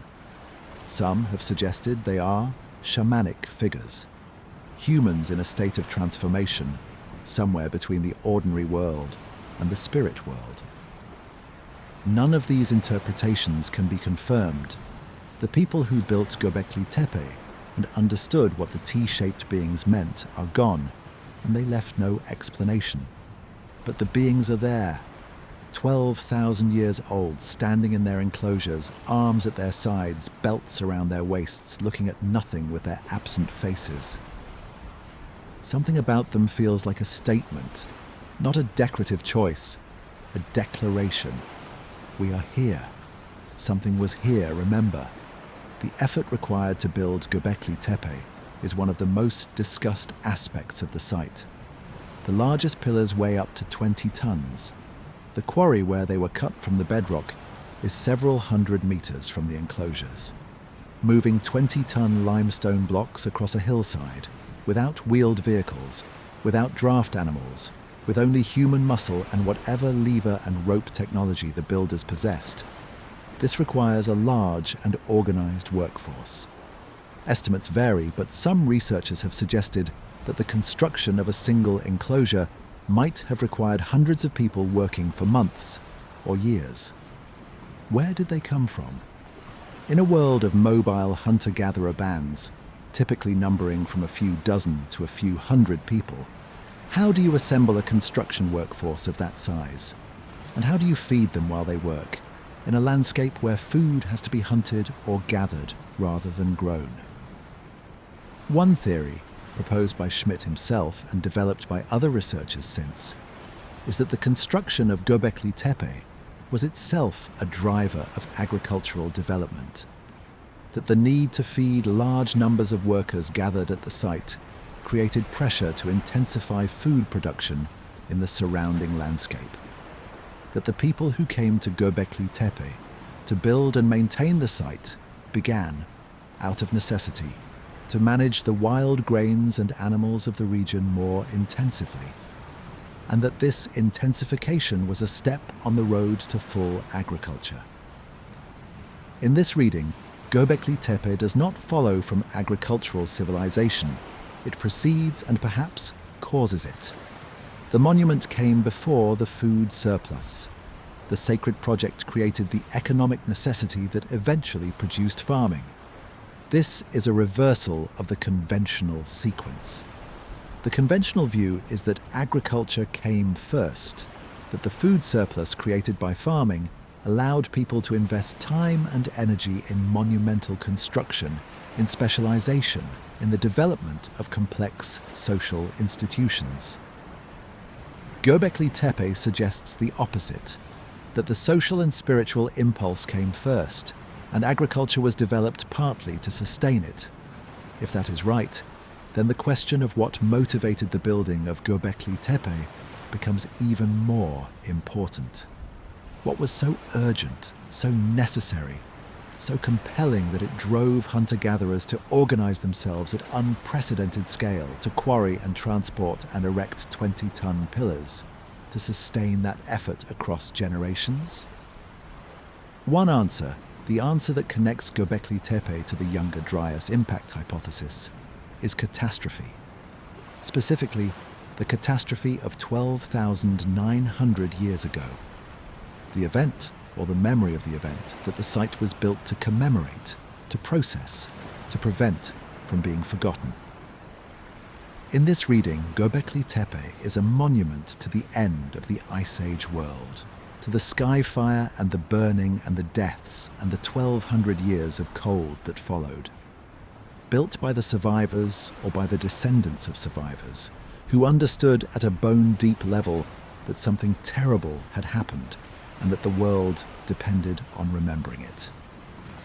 I find this reading genuinely moving, and I hold it loosely because it may be wrong. The evidence connecting Göbekli Tepe specifically to the Younger Dryas Impact Hypothesis, the Sweatman and Sikritsis interpretation of Pillar 43, is contested, and the mainstream view remains that the site's motivations were religious and cosmological in a more general sense, without a specific catastrophic referent. But even the mainstream view implies something remarkable.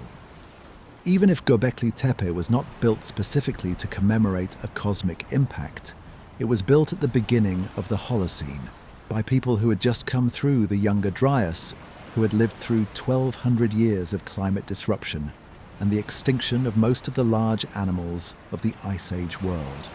Whatever they believed, whatever cosmological framework shaped their understanding of what had happened, they believed it strongly enough to build the largest structure the world had yet seen. The world had changed. Something had ended, and they wanted to say so in stone. Let me talk about the Carolina Bays. The Carolina Bays are a geological feature of the southeastern United States.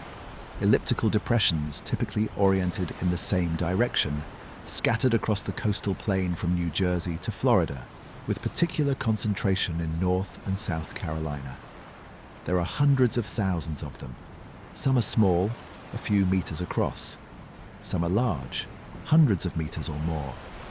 They are now mostly filled with water or wetland vegetation, appearing from the air as an extraordinary scattering of oval lakes and marshes across the flat coastal terrain. The Carolina Bays have been known and studied by geologists since the 19th century, and their origin has been debated ever since.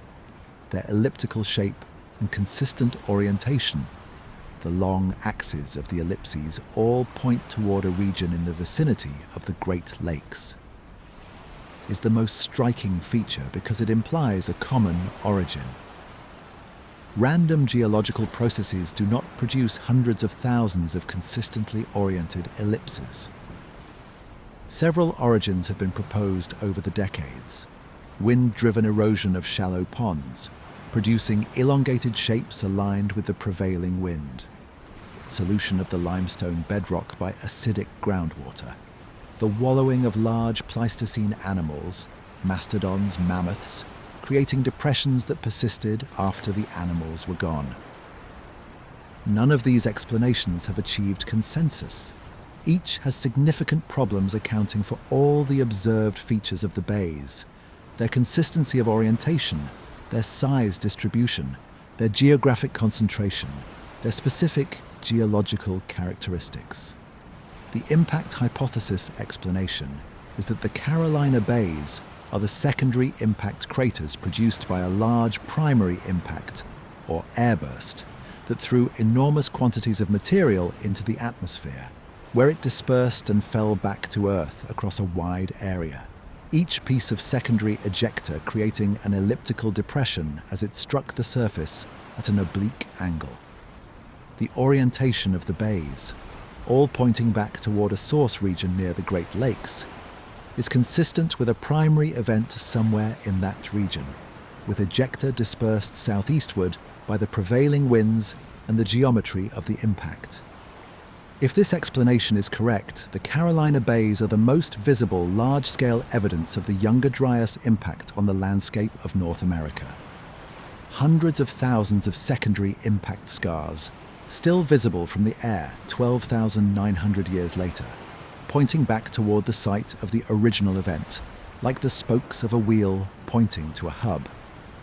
The impact origin of the Carolina Bays is also contested. Some researchers who are broadly sympathetic to the Younger Dryas Impact Hypothesis have expressed skepticism about the bay interpretation, noting that the dating of the bays has been difficult, and that at least some of them appear to predate the Younger Dryas boundary. The Carolina Bay question is, in other words, genuinely complicated, and the evidence does not point unambiguously in one direction. But the bays are there, hundreds of thousands of them, consistently oriented, unexplained by any mechanism that achieves scientific consensus, pointed, all of them, toward the same general region of the American landscape. If you look at them from above, from the aerial photographs and satellite images that allow us to see the landscape whole, they look like the aftermath of something. Like a pattern that was made, not accumulated. Like the ground is trying to tell us something that we have not yet fully understood. There is a specific site in the Atacama Desert of Chile that I want to mention, because it adds an interesting dimension to the geographic distribution of the evidence. The Atacama is one of the driest places on Earth, a high-altitude desert on the western edge of South America, squeezed between the Andes and the Pacific Ocean, where some areas receive less than a millimeter of rain per year. Because it is so dry, it preserves things that would decay elsewhere, including, as a team of researchers reported in a 2021 paper, a layer of silicate glass. The Atacama glass, sometimes called Atacamite or desert glass, is scattered across a narrow corridor of the desert and has been known to local people for centuries and to scientists for decades. It is unusual glass. Its chemical composition suggests it formed at extremely high temperatures, higher than any known volcanic process or lightning strike could produce, from the melting and rapid cooling of the desert surface. The researchers who studied the glass in 2021, led by Peter Schultz of Brown University, concluded that it was produced by an airburst event, a comet or asteroid fragment exploding in the atmosphere above the desert, producing a thermal pulse intense enough to melt the surface. They dated the event to approximately 12,000 years ago. 12,000 years ago, within the range of the Younger Dryas period. The Atacama glass may or may not be related to the Younger Dryas boundary event. A single airburst event in the Atacama at 12,000 years ago could be a separate, unrelated impact. The Earth is struck by extraterrestrial objects with some regularity. Not all of them cluster at 12,900 years ago, but it adds to a picture that is becoming increasingly difficult to explain entirely by coincidence. The nanodiamonds across 2 continents, the platinum anomaly in Greenland ice cores, the melt glass at Abu Hureyra, the silicate glass in the Atacama, the charcoal spike, the Carolina Bays, the megafauna extinction, the Clovis disappearance, the onset of the Younger Dryas, all pointing in the same direction, all converging on the same moment in time. Let me tell you about the Natufians after the Younger Dryas began. We discussed the Natufians before the event, their villages, their semi-permanent settlements, their intensive harvesting of wild grains, their extraordinarily rich material culture. A people on the cusp of something, a people whose trajectory, interrupted, might have led somewhere very different from the world we know. The onset of the Younger Dryas hit the Natufian world hard. The climate that had been making the Levant warm and wet and productive shifted toward cold and dry. The oak woodland that had been providing acorns and other storable plant foods contracted. The wild grasses that the Natufians had been harvesting became less abundant. The gazelle herds that supplied much of their protein began to change their ranges in response to the altered vegetation. The archaeological record shows at several Natufian sites a clear transition. Villages that had been occupied continuously are abandoned. The size of settlements decreases. The material culture, the groundstone tools for processing plant foods, the storage facilities, the elaborate burials, all the marks of a sedentary, complex society, simplify. The people become more mobile again, reverting to a more nomadic existence that more closely resembles the pre-Natufian hunter-gatherer baseline. This is not universal. Some Natufian communities persisted through the Younger Dryas, adapting their strategies to the changed conditions. Sites in more sheltered locations or with access to more reliable water sources show continued occupation. But the general picture is of a cultural regression, of a complex, settled way of life, giving way to a simpler, more mobile one under the pressure of climate deterioration. This regression is significant, not because it was permanent, we know it was not, because agriculture and civilization eventually did emerge in the aftermath of the Younger Dryas, but because it represents something that I think we rarely appreciate fully, the fragility of the moment before civilization. We tend to think of the transition to agriculture and settled life as inevitable, as the natural culmination of a long human development, as something that, given enough time and the right conditions, had to happen. And perhaps it was, in some broad statistical sense, inevitable. Given enough human populations in enough environments over enough time, agriculture would eventually emerge somewhere. But the Natufian experience suggests that it was not inevitable at any specific moment, that the particular communities that were closest to the threshold of civilization in 12,900 years ago were pushed back from that threshold by forces entirely outside their control, that the world came very close to a different timeline. One in which the Fertile Crescent civilizations emerged 1,000 years earlier, or in which the agricultural revolution began from a different starting point, or in which some of what was lost in the Younger Dryas disruption was never recovered. We will never know what that alternative timeline looked like. We only know the one we have. And the one we have is a world where civilization, when it finally emerged from the wreckage of the Younger Dryas. From a landscape that had been burned and frozen and stripped of most of its large mammals. From communities that had been disrupted and displaced and forced to rebuild from simpler starting points. From people who remembered, even if they no longer knew the specific thing they remembered, that the world could end. The Natufian late phase, the period of the Younger Dryas itself, is sometimes called the late Natufian, and it is characterized by two tendencies that pull in opposite directions. On one hand, the simplification and increased mobility we have described, the regression from sedentism under climate pressure. On the other hand, in some communities, an intensification of ritual activity, more elaborate burials, more carefully constructed communal spaces, more evidence of feasting and ceremony. Why would ritual activity increase during a period of climate stress and cultural regression? It seems counterintuitive.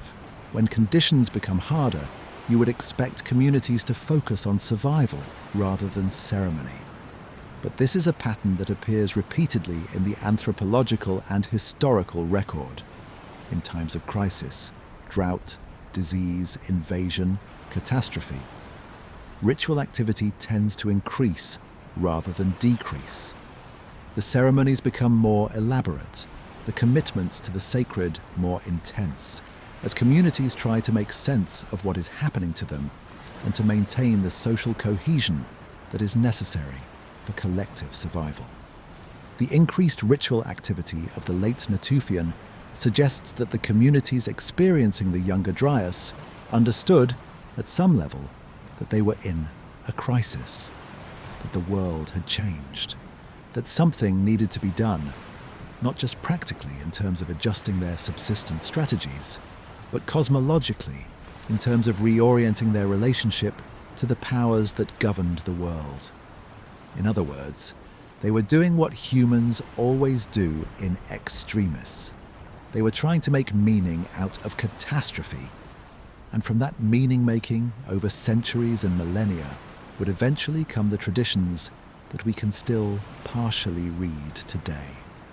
The stories of the sky falling, the myths of fire from heaven, the monuments erected to commemorate what had happened and to prevent it from being forgotten.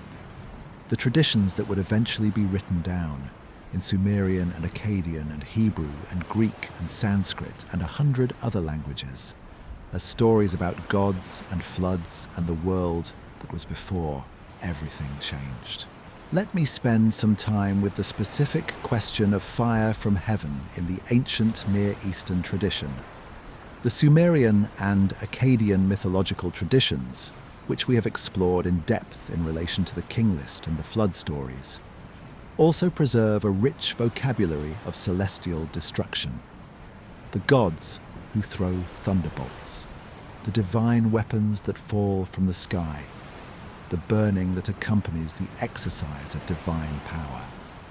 Enlil, the chief of the Sumerian gods, is specifically associated with wind and storm and the destructive power of the atmosphere. His name is usually translated as Lord Wind or Lord Air. His great weapon is the wind itself, the Amaru, the storm that overwhelms, which is also the word used for the flood that ended the antediluvian age. In the Hureyra epic, a Babylonian text dating to around the 1st millennium BCE, but drawing on much older traditions, the god Hureyra is a deity of plague and war and fiery destruction who goes on a rampage, burning cities and killing people until he is eventually persuaded to stop. The destruction Hureyra brings is described in terms that are strikingly physical: fire, wind, the burning of the land. Some researchers have read the Hureyra epic as a mythologized account of a historical catastrophe, the burning of cities, perhaps by a conqueror, perhaps by something else. In the Hebrew Bible, the destruction of Sodom and Gomorrah is described as a rain of burning sulfur from the sky. Fire and sulfur falling on the cities from above, destroying them completely. The event has been the subject of considerable research and speculation. The location of Sodom and Gomorrah is debated, but the most commonly proposed site is in the Jordan Valley, or near the Dead Sea. In 2021, a team of researchers published a paper reporting the discovery of a site in Jordan, Tall El Hammam, that showed evidence of a catastrophic destruction event at approximately the end of the Middle Bronze Age, around 1650 BCE. The destruction at Tall El Hammam included extremely high temperature burning, hot enough to melt pottery and mud brick, temperatures estimated at above 1400 degrees Celsius, and the presence of shocked minerals, metallic spherules, and other markers consistent with a cosmic airburst event. The researchers proposed that Tall El Hammam was destroyed by a cosmic airburst, a meteor exploding in the atmosphere above or near the city, and that this event may be the historical basis for the biblical account of the destruction of Sodom. This is a separate event from the Younger Dryas boundary, more than 11,000 years later.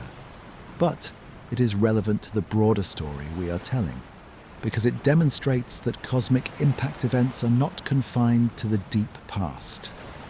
They have happened within historical memory. They have happened in the same region where the oldest written traditions about cosmic destruction were recorded. The sky has fallen before, in living memory of the people who wrote the oldest texts. And if it has fallen in the Bronze Age, it certainly fell in the Younger Dryas. The question is only whether anyone was there to see it, and whether what they saw left any trace in the traditions that eventually became the texts we can read. I think the answer to the first part of that question is certainly yes. People were there. 12,900 years ago, the Levant was inhabited by the Natufians, and North America was inhabited by the Clovis people, and Europe was inhabited by the post-Paleolithic hunter-gatherers, who would eventually become the Mesolithic cultures of the early Holocene. People were everywhere the impact's effects would have been felt. People saw the sky do something impossible. The answer to the second part, whether any trace of their experience survives in our traditions, is the one I cannot give with confidence. The transmission chain is too long, the disruptions too many, the cultural transformations of the intervening 12,000 years too profound. But I want to propose something that I think is worth considering, not as a proven claim, but as a possibility worth holding. The universality of certain mythological themes, the sky that burns, the world that was before the catastrophe, the diminished world after, may not be entirely explained by the universality of human psychology. It may also reflect partially and imperfectly, and through many layers of cultural transformation, the universality of a shared experience. If something fell from the sky 12,900 years ago, and if the effects were felt across a wide enough geographic area to affect human populations on multiple continents, then those populations, wherever they were, whatever language they spoke, whatever cosmological framework they inhabited, would all have had the same experience. The sky did something terrible. The world changed. There was a before, and there is an after. That experience filtered through different cultural traditions shaped by different environments and histories and storytelling conventions might have produced different stories that nevertheless carry the same emotional and cosmological signature.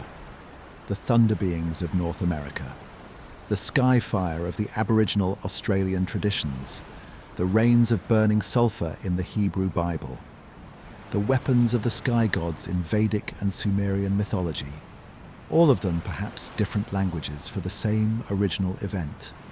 Or perhaps not. Perhaps the similarities are explained entirely by the universality of human psychological responses to catastrophe. by the tendency of every culture to attribute destructive power to the sky, by the coincidence of independent invention? I genuinely do not know. And I think that honest uncertainty is the right place to be. What I do know is that the event was real. Something happened. The layer is there, the nanodiamonds are there, the extinctions are real. The abruptness of the Younger Dryas is documented in the finest resolution climate records we have. Something fell from the sky 12,900 years ago, and the world has never quite recovered. Not in the sense of permanent damage. The Holocene has been, by any measure, a remarkably stable and productive period for both human civilization and global ecosystems.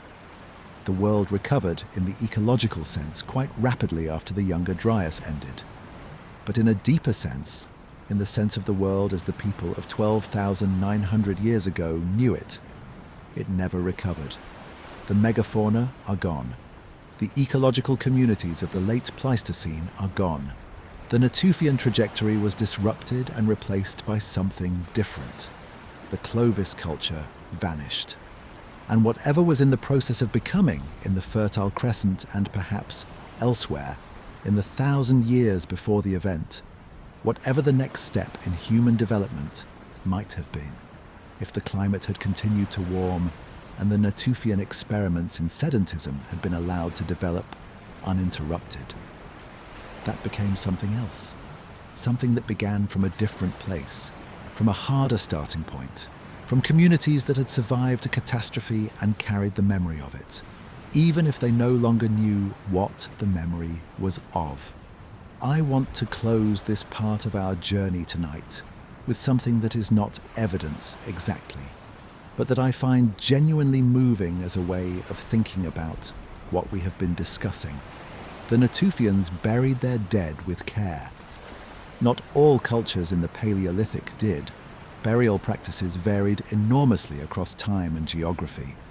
But the Natufians consistently interred their dead, often with grave goods, often in positions that suggest ritual significance. Some burials include the remains of both humans and animals. In one famous case, an elderly woman buried with her hand resting on the skeleton of a puppy.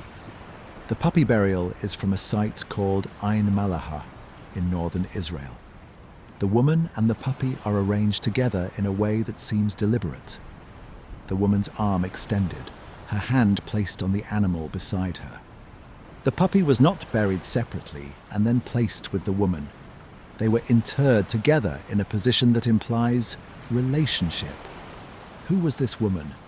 What did she feel about the animal that was buried with her?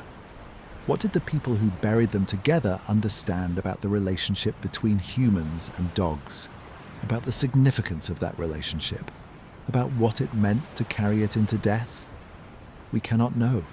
We can only see the bones, arranged as they were arranged 12,000 years ago, telling us something we cannot fully hear. But they are telling us something. The Natufians who buried this woman with her puppy were people with interior lives of complexity and depth. People who formed relationships with animals that mattered to them enough to mark at death. People who had ideas about what death meant, about what followed it, about what should be preserved and honored in the transition from living to not living. These are the people who lived through the Younger Dryas.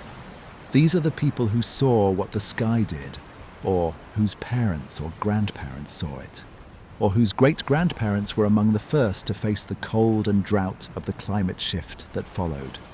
And they kept burying their dead with care. They kept making their ornaments and their art. They kept maintaining their rituals. Through 1,200 years of cold and hardship, the thread of human meaning-making persisted. That persistence is one of the most remarkable things about our species. The capacity to maintain symbolic and ritual and cosmological life under conditions of extreme stress. To keep telling the stories, to keep performing the ceremonies, to keep asking the questions that have no practical answer. What does it mean that we are here?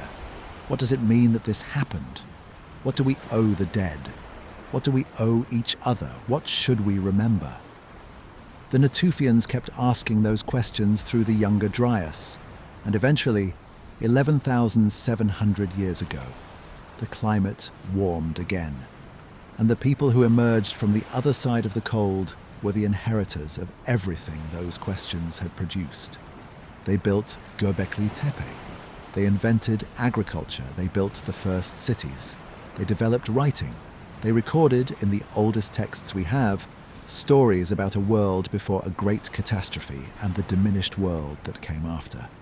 And we, reading those texts and studying those stones and digging in the sediment for the nanodiamonds of a comet that fell before any of our civilizations existed, we are still asking the same questions. What happened? What was lost? What was there before that we can still feel the absence of? The questions are very old. The people who first asked them are gone, but the asking continues. And that, perhaps, is the most human thing of all. I want to ask a question that has been sitting underneath everything we have discussed tonight, waiting for the right moment. Why did agriculture happen when it did? Not why did it happen at all? That question has a fairly convincing answer in the combination of climate change, population pressure, and the ecological opportunity presented by the wild grasses of the Fertile Crescent. But why did it happen precisely then? Why did the full commitment to farming, the deliberate planting of crops, the systematic management of livestock, the construction of permanent villages with grain storage facilities, and the entire social apparatus that farming requires? Why did all of that emerge in the 2,000 years immediately following the Younger Dryas, after having been on the cusp of emergence in the Natufian period and then apparently set back by 1,200 years of cold? The conventional answer, broadly stated, is that the Younger Dryas ended and the conditions that favoured agriculture returned. The warming and the increased precipitation of the early Holocene made the Fertile Crescent even more productive than it had been in the Natufian period. The wild grasses that were the precursors of domesticated wheat and barley became more abundant. The population, reduced and stressed during the Younger Dryas, began to grow again as conditions improved. And the accumulated knowledge and technology of the Natufian period, the groundstone tools, the storage facilities, the incipient plant management, provided the foundation from which full agriculture could emerge. This is a reasonable account. It is probably substantially correct. But I want to sit with an alternative possibility alongside it, not as a replacement, but as an addition, a factor that the conventional account does not fully consider. Trauma. The Younger Dryas was, by any measure, a catastrophe for the human communities most directly affected by it. Not a catastrophe in the sense of sudden, violent destruction, though if the impact hypothesis is correct, it may have begun with exactly that. But a catastrophe in the sense of prolonged, severe disruption of everything that made life workable. The climate changed. The food sources diminished. The animals they depended on were dying or moving. The villages they had built were no longer viable. The social structures, the ritual practices, the accumulated strategies for living in a specific landscape, all of it had to be revised or abandoned. 1,200 years is not long in geological terms, but it is a very long time in human terms, roughly 50 to 60 generations. Long enough for the specific memory of what life had been like before the Younger Dryas to fade entirely from living recollection, preserved only in attenuated oral tradition and the gradual accumulation of cultural practice. The people who emerged from the Younger Dryas, the first Holocene communities of the Fertile Crescent, were not the Natufians. They were the descendants of the Natufians, shaped by 1,200 years of hardship and adaptation, and the slow cultural transformation that hardship produces. They carried in their practices and their stories and their understanding of the world the residue of what had happened. But the specific content of that residue, the precise memory of the event, the detailed knowledge of what the world had been like before, was gone. What was left was the feeling, the understanding embedded in culture and practice rather than explicit memory that the world could fail you, that the food could stop coming, that the weather could turn, that nothing you built was guaranteed to last. And from that understanding, from that bone-deep knowledge of fragility, a particular kind of response might follow. You store more food than you need. You cultivate your own crops, rather than depending entirely on what the landscape provides spontaneously. You keep animals rather than hunting them wild. You build more permanent structures. You invest more heavily in the infrastructure of survival, the granaries, the wells, the irrigation channels, because you know, at a level below conscious articulation, that the time may come when the spontaneous provision of the world is not enough. Agriculture, in this reading, is not simply the next logical step in human development. It is also a response to catastrophe, a strategy for managing the existential terror of a world that had already proved it could fail. This is not my idea.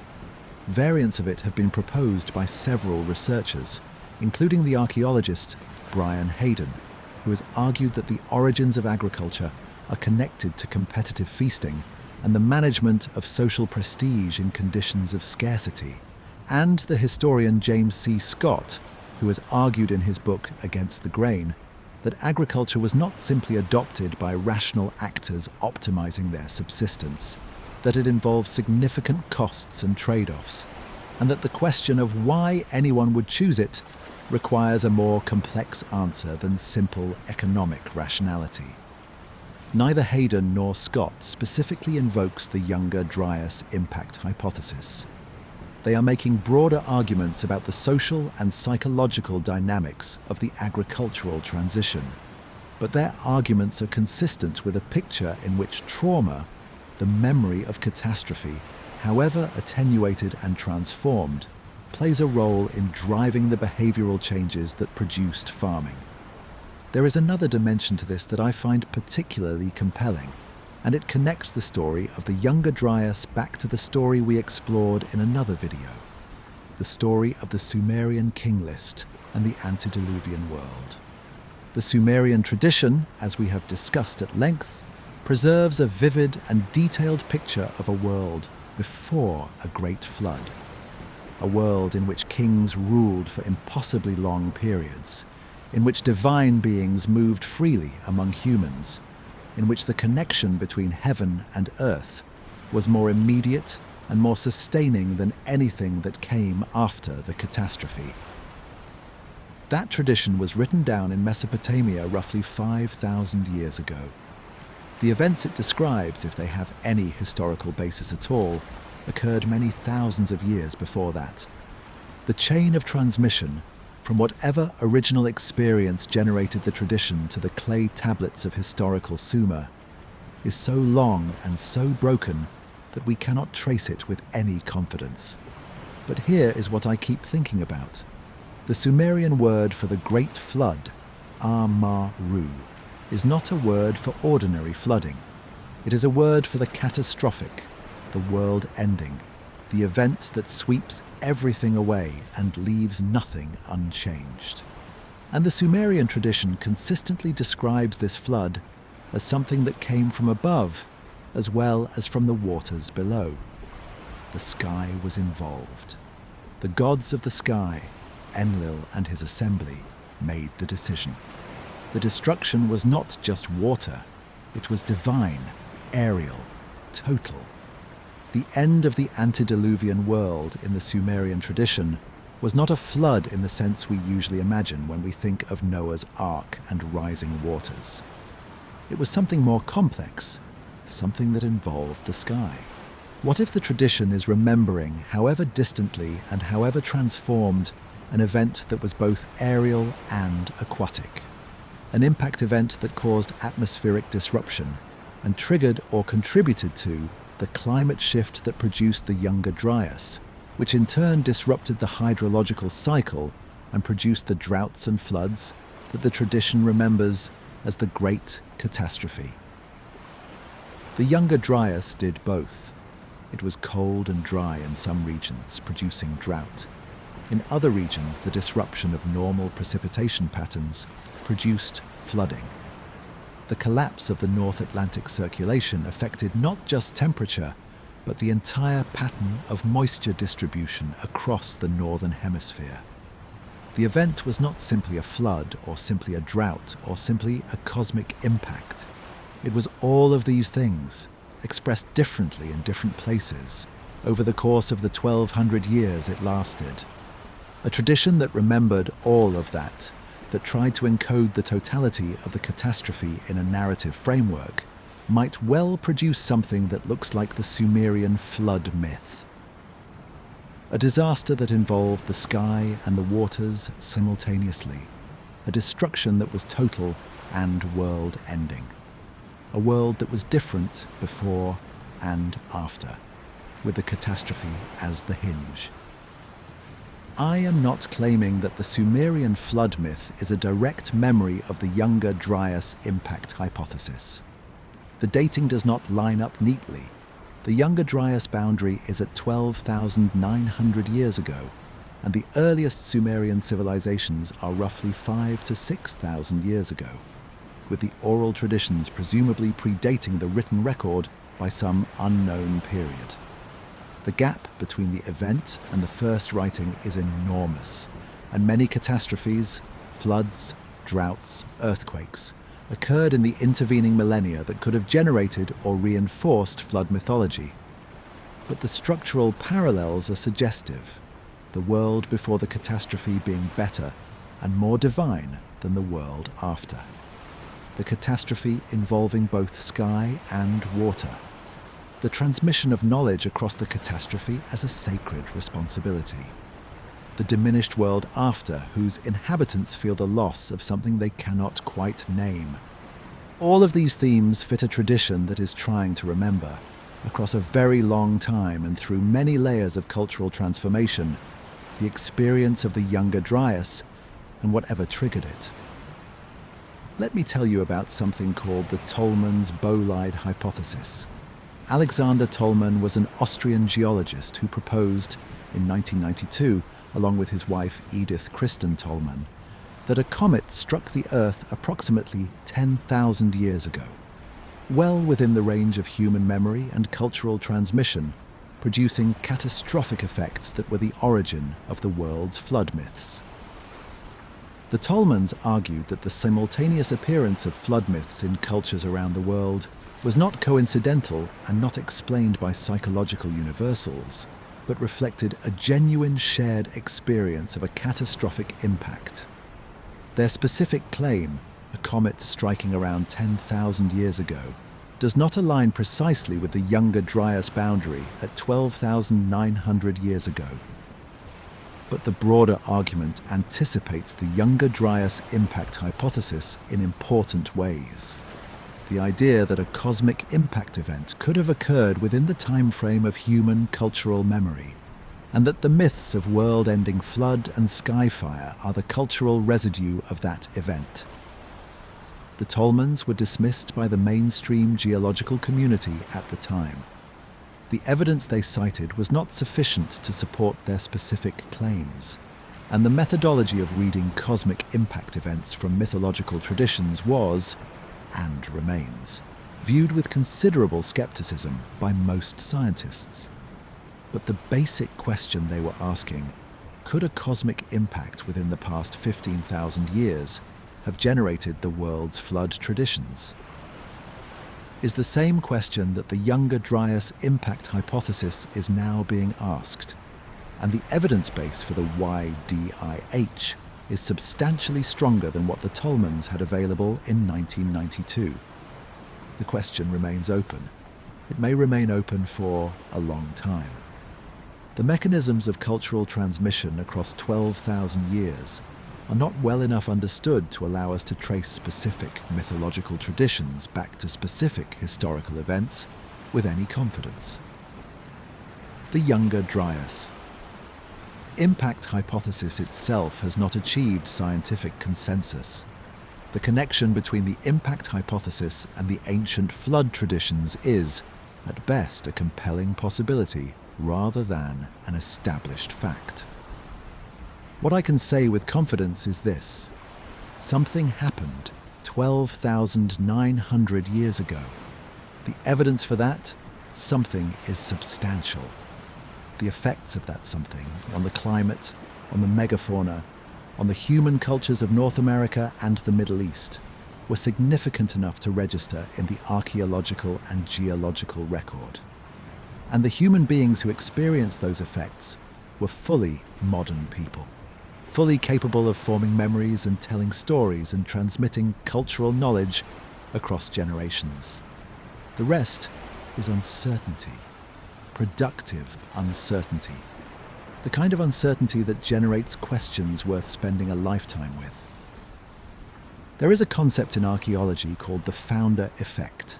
It refers to the situation where a new population is established from a small number of individuals, founders, whose particular genetic makeup and cultural practices shape the entire subsequent population in ways that would not have been determined if the founding group had been larger or differently composed.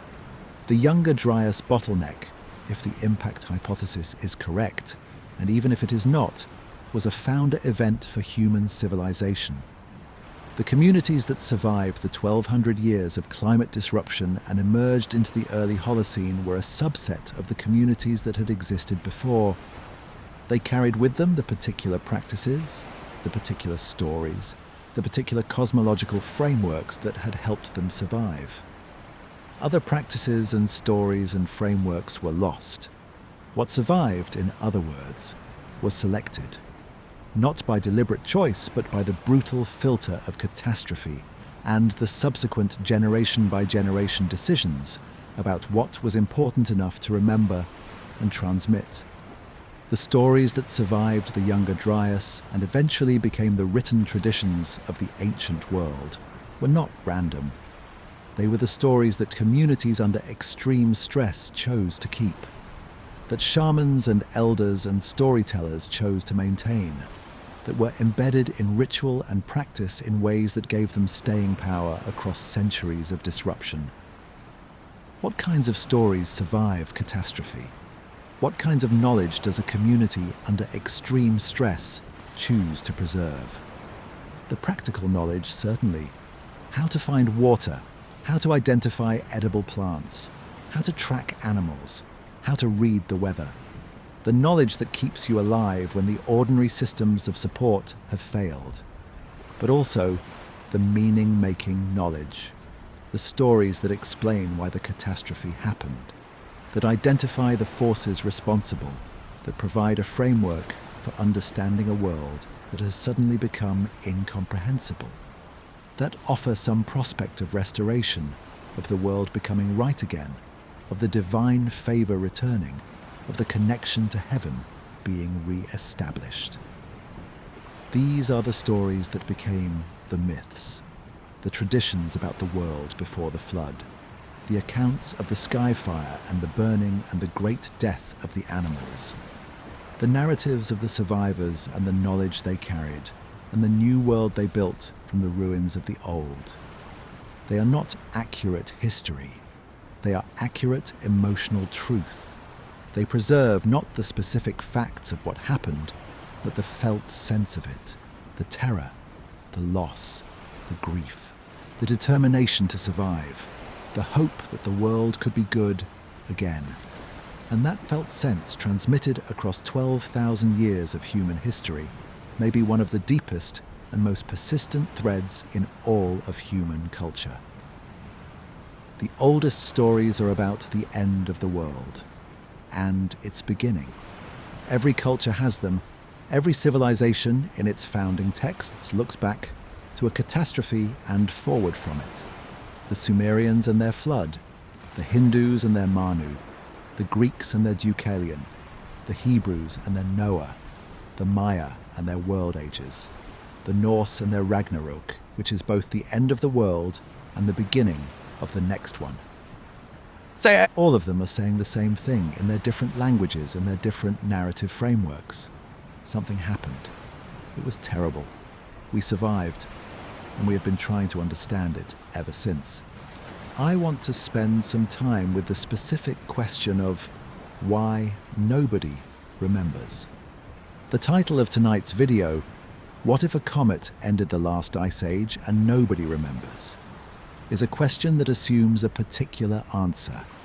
It assumes that if something as significant as a cosmic impact did occur 12,900 years ago, the fact that it is not in our conscious cultural memory is something to be explained.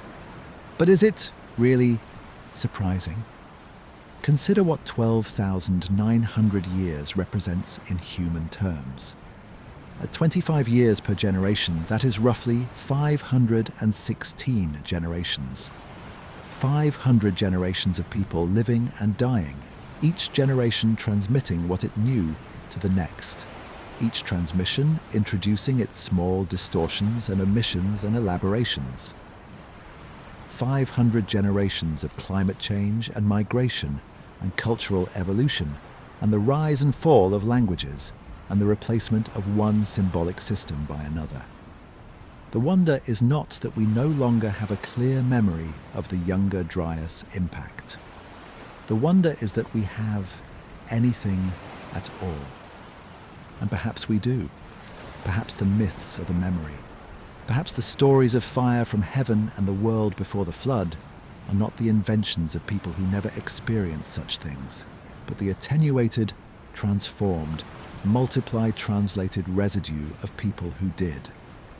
The philosopher Walter Benjamin wrote about what he called the aura of the original, the quality of an artwork that is present in the original and lost in reproduction. Each copy is a step away from the original experience. Each transmission introduces distance. 12,900 years of transmission is a very great distance. Whatever was there at the beginning, the specific sensory experience of the sky doing something impossible, the terror, the heat, the sound, is gone from our cultural memory as a conscious, coherent narrative. What remains is the shape, the outline, the emotional architecture of the experience stripped of its specific content, the sense that the sky can fall, the knowledge that the world can end, the hope that it can begin again. We carry that shape without knowing what filled it. There is something almost archaeological about the experience of reading the oldest myths. You are looking at an artifact that has been worked and reworked by thousands of hands across thousands of years, until the original material is barely visible beneath the accretion of subsequent interpretation and elaboration. But if you look carefully, in the right light, you can sometimes see the shape of the original underneath, the shape of a world that ended, and the shape of people trying to make sense of that ending and to pass on whatever sense they had managed to make to whoever came after. We are whoever came after.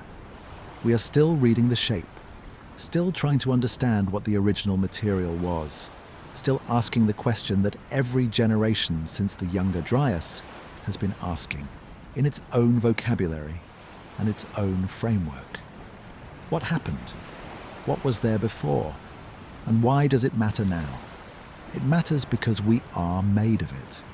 Because the agricultural revolution that produced civilization was shaped partly by the experience of the Younger Dryas. Because the myths that formed the moral and cosmological foundations of the ancient world carried, however distantly, the emotional residue of something that fell from the sky. Because the monuments built at the beginning of the Holocene, Göbekli Tepe and its contemporaries, were built by people who were processing the end of the Ice Age world, who felt the weight of what had been lost and tried to say so in stone. We are the inheritors of all of that. The civilization we live in with its cities and its writing and its complex social institutions and its accumulated knowledge, is built on foundations that were laid in the aftermath of the Younger Dryas. The trauma and the resilience of those early Holocene communities is in the deep structure of everything we have built since. And the comet, if there was a comet, if the nanodiamonds and the platinum and the melt glass and the extinctions all converge on what the impact hypothesis says they do, is part of the foundation too, invisible, buried, present only in thin dark layers in the sediment and the faint traces of myths that have been told and retold until their origin is unrecognizable. But there, still there, 12,900 years later, still leaving its mark on the world it fell into, I want to talk about the mammoth. Not mammoths in general, not the species as a category, not the fossil record, not the genetics. I want to talk about the mammoth as an experience, as something that was present in the world and then was not. As a loss that is, in some sense, still felt. Woolly mammoths survived on Wrangel Island in the Arctic Ocean north of Siberia until approximately 4,000 years ago. This is an extraordinary fact. While the Egyptian Old Kingdom was building its pyramids, while the first cities of Mesopotamia were being founded, while the earliest written texts were being pressed into clay tablets in the Fertile Crescent, mammoths were still alive. Not on the mainland, where they had disappeared thousands of years earlier, but on this one remote island, isolated enough that the pressures that had driven their mainland relatives to extinction had not yet reached them. 4,000 years ago is within living cultural memory for civilization. The Sumerians of 4,000 years ago were writing the texts we have read. The Egyptians were erecting obelisks whose inscriptions we can still read. The Bronze Age was at its height across the Mediterranean and the Near East. And somewhere in the Arctic, the last mammoths were dying. I find this deeply, disproportionately sad. Not because the mammoth was the only extinction. The Younger Dryas wiped out dozens of species far more completely. But because of the nearness of it. The way it collapses the distance between the Ice Age and the historical period. The way it makes the extinction feel less like an ancient geological event and more like something that happened to a specific animal, in a specific place, at a specific time that is close enough to touch. The last mammoth. Standing on Wrangel Island 4,000 years ago, in a world that had already moved on without its kind. The last of something that had been present on Earth for hundreds of thousands of years. The last member of an ecological community that the Younger Dryas helped destroy. What was the world like before they were gone? This is a question that rewilding researchers and conservation biologists have been exploring with increasing seriousness over the past 2 decades. The science of what ecologists call trophic cascades. The way the presence or absence of large animals reshapes entire ecosystems, from the vegetation structure to the hydrology to the carbon cycle, has revealed that the loss of the Pleistocene megafauna was not just a loss of the animals themselves. It was a loss of the entire ecological system they maintained. Mammoths were ecosystem engineers. Their feeding habits, grazing, browsing, using their tusks to knock over trees and expose the grass beneath, maintained the open grassland structure of the mammoth steppe. Without them, the grassland gave way to shrubland and then forest, changing the reflectivity of the surface, the water cycle, the distribution of nutrients. The mammoth steppe that had sustained the extraordinary biodiversity of the late Pleistocene was not just dependent on the climate. It was partly maintained by the animals that lived in it. Remove the animals, and the ecosystem changes even if the climate does not. Some researchers have proposed that the extinction of the megafauna actually contributed to the end of the Younger Dryas, that the loss of the grassland maintaining herds led to a change in the surface albedo of the northern hemisphere. affecting the atmospheric circulation in ways that helped tip the climate back toward warmth. This is speculative, but it illustrates the depth of the interconnection between the megafauna and the Earth system they were part of. The world we live in is ecologically impoverished compared to the world of 12,900 years ago. Not dramatically so in most places. The Holocene has been biologically rich, and human civilization has relied on that richness. But the great animals are gone. The mammoth and the mastodon and the cave lion and the short-faced bear and the giant ground sloth and the American horse and the dozens of other species that went extinct at or near the Younger Dryas boundary. Their absence has shaped everything since. The landscapes of North America and Eurasia and Australia, which also experienced significant megafauna extinctions in the late Pleistocene, though at different times and by different mechanisms, are what they are partly because of what is not in them. The grasslands that could be, the forests that could be, the ecological communities that could be, all of them shaped by the presence or absence of animals that are now only bones. We have inherited a diminished world, not through any fault of the civilizations that built on what remained, but as the consequence of an event, or events, at the end of the Ice Age that reduced what the world contained. This is one of the things the Sumerian tradition may be gesturing at when it describes the antediluvian world as richer, more divine, more complete than the world after the flood.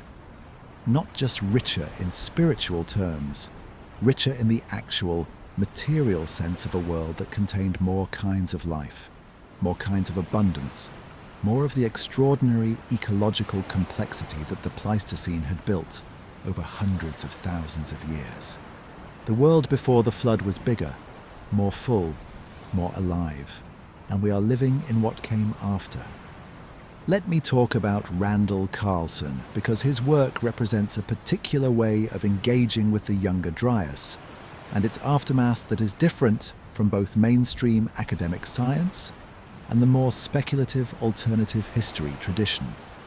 Carlson is a builder and designer by profession, not an academic, not a credentialed scientist. But he has spent decades reading the geological and paleoclimatological literature on the end of the last ice age with a depth and seriousness that few non-specialists match. He has visited the relevant geological sites. He has built relationships with researchers working on the Younger Dryas Impact Hypothesis. And he has been one of the most effective communicators of the geological evidence for what he calls the catastrophe at the end of the Ice Age to a broad public audience. Carlson's central argument is geological rather than archaeological or mythological. He focuses on the physical evidence left by the catastrophic drainage of glacial lakes at the end of the Ice Age, the enormous flood features of the Pacific Northwest, the channeled scablands of Washington State, which were carved by the catastrophic drainage of glacial Lake Missoula at the end of the last Ice Age in a series of floods that reshaped hundreds of thousands of square kilometers of landscape in what may have been a matter of days. The Missoula floods, now well established in mainstream geology, though they were fiercely resisted when first proposed by J. Harlan Bretz in the 1920s, produced some of the most dramatic landscape features in North America. Coulees hundreds of meters deep, carved by water moving at speeds no ordinary river achieves. Enormous gravel bars deposited by the floodwaters, dry waterfalls where the floods poured over cliffs that now carry no water. The entire channeled scabland landscape of eastern Washington is a monument to what catastrophic flooding on an almost incomprehensible scale can do to the surface of the earth. Carlson uses the Missoula floods as an entry point into a broader argument about the catastrophic nature of the end of the Ice Age, that the conventional picture of a slow, gradual transition from glacial to interglacial conditions misrepresents the actual pace and violence of the process. that the great ice sheets did not simply melt quietly into the sea, that they collapsed in episodes, producing floods and climate disruptions and landscape transformations of extraordinary speed and scale. And he connects this geological catastrophism to the Younger Dryas Impact Hypothesis, arguing that a cosmic trigger, the impact or airburst event at 12,900 years ago, may have been the initiating cause of some of the most dramatic of these episodes.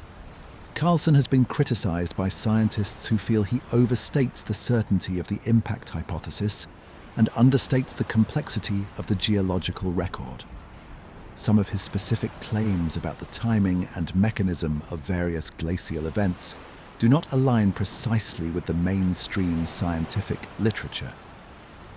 And his association with the broader alternative history community, through his long collaboration with journalist Graham Hancock, has led some scientists to view his work with additional skepticism. But the underlying geological evidence he draws on is real. The Missoula floods happened, the channeled scablands are there. The evidence for episodic, catastrophic drainage of glacial lakes at the end of the Ice Age is well established. The mainstream geological community has accepted Bretz's catastrophism, which was once considered fringe. The question of whether a cosmic impact contributed to triggering some of these episodes is a legitimate scientific question. What Carlson represents at his best is a way of taking the geological evidence seriously, without the professional constraints that shape how academic scientists engage with it publicly. He can say what the evidence suggests more directly than a scientist who must hedge every claim and situate it carefully within the existing literature. That directness is both his strength and the source of the criticism against him. The truth about the end of the Ice Age is almost certainly more catastrophic than the conventional picture suggests and less certain than Carlson sometimes implies. The geological record is real. The events were dramatic. The full picture is still being assembled. I want to spend some time with the specific question of what was happening in different parts of the world at 12,900 years ago, because the impact hypothesis is sometimes discussed as though it were primarily a North American event. It was not. Or at least, if the impact hypothesis is correct, its effects were global, and the experience of those effects varied enormously depending on where you were. In East Asia, 12,900 years ago, the warming of the post-glacial period had been proceeding along its own trajectory. The peoples of what is now China, Japan, Korea, and Southeast Asia were adapting to changing conditions. The sea levels rising, the coastal areas flooding, the forests changing composition. The Younger Dryas cold snap affected East Asia too, though its expression was different. Drier in some areas, with changes in the monsoon circulation that affected rainfall patterns across a wide region.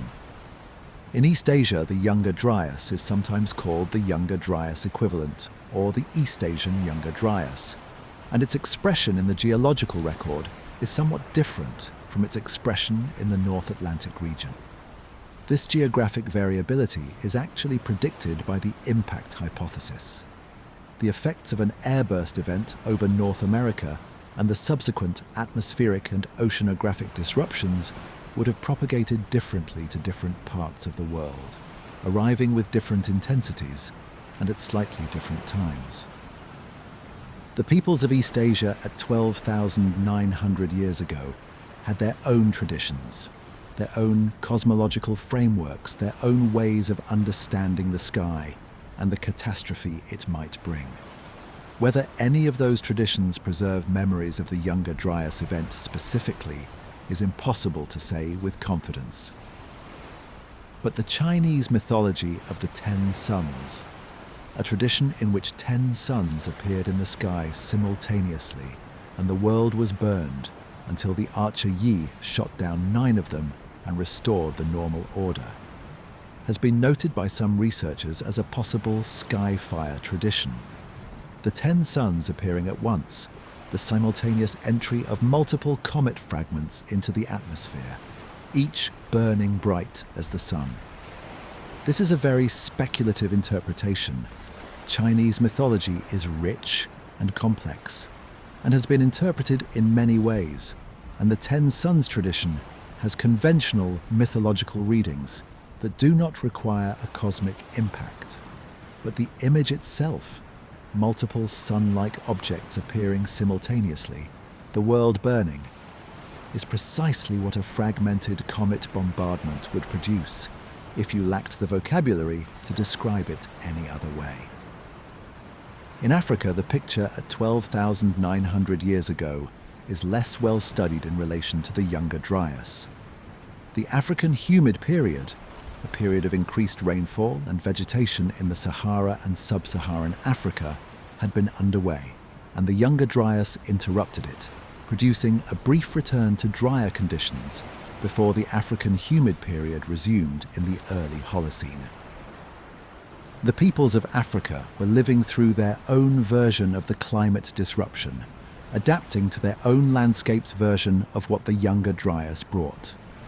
The flood traditions of sub-Saharan Africa are less well documented in the academic literature than those of the Near East, South Asia, or the Americas, partly because of the nature of the colonial encounter and its effects on the documentation of indigenous traditions, and partly because the oral traditions of many African cultures have not been as extensively studied in the context of deep-time climate events. This is a gap in our knowledge that future research will hopefully begin to address. What we can say is that the Younger Dryas was a global event. Its expression varied by latitude and geography and the local characteristics of the affected ecosystems.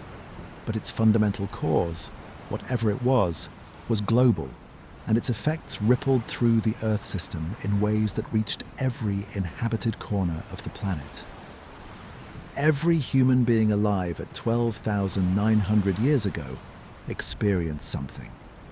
Not the same something. The experience of the YDB event in North America was very different from the experience in the Levant, which was very different from the experience in East Asia, which was very different from the experience in Australia. But something, a change, a disruption, a before and an after. And all of them, in their different ways, tried to make sense of it. Let me say something about the structure of scientific consensus and why the Younger Dryas Impact Hypothesis has had such a difficult time achieving it. Science works in principle by the accumulation of evidence and the testing of hypotheses against that evidence. A hypothesis that makes testable predictions, whose predictions are confirmed by independent researchers using independent methods, gradually achieves the status of scientific consensus. The process is not smooth. There are false starts, controversies, periods of confusion, but it generally moves in the right direction. The Younger Dryas Impact Hypothesis has been tested extensively. The core evidence, the YDB layer with its anomalous materials, has been confirmed at many sites by multiple independent research groups. The associated extinctions and cultural disruptions are well documented. The mechanism, a fragmented comet, is physically plausible and has modern analogues. And yet consensus has not been achieved. Why? Part of the answer is methodological. The specific markers in the YDB layer, particularly the nanodiamonds, have been difficult to replicate consistently across all sites, partly because of genuine variability in the materials, and partly because of differences in the analytical techniques used by different research groups. When independent researchers report that they cannot find nanodiamonds at a site where the hypothesis predicts they should be present, it raises legitimate questions about either the hypothesis or the methodology. Part of the answer is sociological. Large established hypotheses, paradigms in the language of Thomas Kuhn, are not easily displaced by new evidence. The conventional explanation for the Younger Dryas, centered on the meltwater pulse and the disruption of thermohaline circulation, has been the dominant framework for decades. Researchers who have built careers on that framework have both professional and intellectual reasons to resist the impact hypothesis, even if the evidence for it is stronger than they acknowledge. And part of the answer is simply that the evidence, while substantial, is not yet sufficient to compel consensus. The impact hypothesis makes specific predictions about the distribution of YDB markers, about the timing of the megafauna extinctions, about the mechanism of the Younger Dryas onset. And while many of those predictions have been confirmed, not all of them have been confirmed to the satisfaction of the researchers who remain skeptical. This is science working as it should, slowly, contentiously, with false starts and genuine disagreements. The hypothesis will eventually be confirmed or disconfirmed by the accumulation of evidence. More YDB sites will be studied. The Hiawatha crater will be dated more precisely. The distribution and characteristics of the nanodiamonds will be mapped more thoroughly, and the picture will become clearer. I do not know what that clearer picture will look like. I genuinely do not know whether the Younger Dryas Impact Hypothesis will eventually be confirmed as the correct explanation for the onset of the Younger Dryas, or whether a modified version of the conventional meltwater hypothesis will prove sufficient, or whether some third explanation will emerge that none of us have yet imagined. What I know is that the question is real, that the evidence requires explanation, that something happened 12,900 years ago that the geological and archaeological record preserves in remarkable detail, and that the full explanation for that something has not yet been found.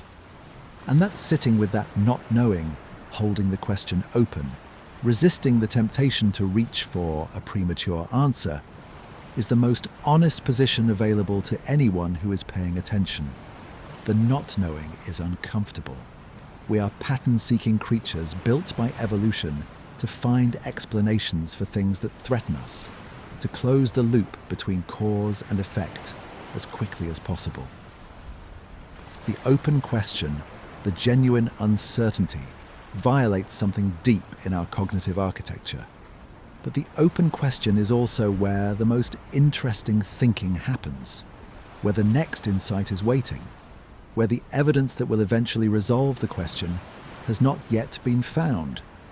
We are still looking, and while we look, the thin, dark layer persists in the sediment, patient, 12,900 years old, still holding its nanodiamonds and its platinum and its melt glass, still marking the moment when something fell from the sky and the world changed, waiting for us to understand it completely. We are not there yet, but we are closer than we were. I want to tell you about the ice, not the glaciers in the abstract, not the Laurentide ice sheet as a geological concept, not the Ice Age as a climatic epoch. I want to tell you about the actual ice, the specific, physical, extraordinary material that accumulates year by year in Greenland and Antarctica, layer upon layer, each year's snowfall compressing the year beneath it, trapping within it the air and the chemistry and the particles of whatever was in the atmosphere when it fell. Ice cores are among the most remarkable scientific instruments ever devised. Not because humans built them. Humans did not build them. The ice built itself over hundreds of thousands of years, accumulating in the cold dark of the polar caps, preserving within its layers a record of every year's atmosphere with a fidelity that no human archive can match. When researchers drill into the Greenland ice sheet and extract a core, a cylinder of ice, perhaps 10 centimeters in diameter and several kilometers long when all the sections are joined, they are extracting a direct physical sample of the past atmosphere. The tiny bubbles trapped in the ice contain actual air from specific years. The isotopic ratios of the water molecules in the ice encode the temperature at the time of their formation. The chemistry of the ice records what was in the atmosphere. Volcanic eruptions, dust storms, industrial pollution in the most recent layers, and, at the right depth, the chemical signature of things that fell from the sky. The Greenland ice cores are the highest resolution climate record we have for the past 100,000 years.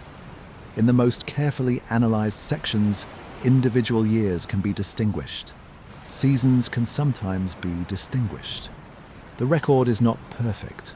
The deepest layers, compressed by the weight of the ice above them, become thinner and harder to read. But for the period we are discussing, the last 20,000 years or so, the resolution is extraordinary. And what the ice cores show about the Younger Dryas onset is one of the most striking things in all of paleoclimatology. The transition into the Younger Dryas, the moment when the warming of the Bölling-Allerud interstadial ended and the cold snapped back, appears in the Greenland ice cores as an almost instantaneous change. The isotopic ratios that encode temperature shift within a very small number of annual layers. Some analyses have suggested the transition may have occurred within 50 years. Some suggest within a decade. Some analyses have produced estimates as short as 1 to 3 years. 1 to 3 years. The climate of the entire northern hemisphere, not a local weather anomaly, not a regional shift, but the large-scale circulation patterns that determine temperature and precipitation across millions of square kilometers, changed within what may have been a single human lifetime, within what may have been a few years of a person's life. This is not how the Earth's climate system is supposed to behave under gradual forcing. Milankovitch cycles operate over tens of thousands of years. Ocean circulation changes operate over centuries. Even volcanic eruptions, which can cause short-term cooling by injecting sulfur dioxide into the stratosphere, produce temperature anomalies that last at most a few years before the system recovers. A transition of the magnitude and abruptness of the Younger Dryas onset, 10 degrees Celsius in what may have been 3 years, requires an explanation that can deliver that much change that fast.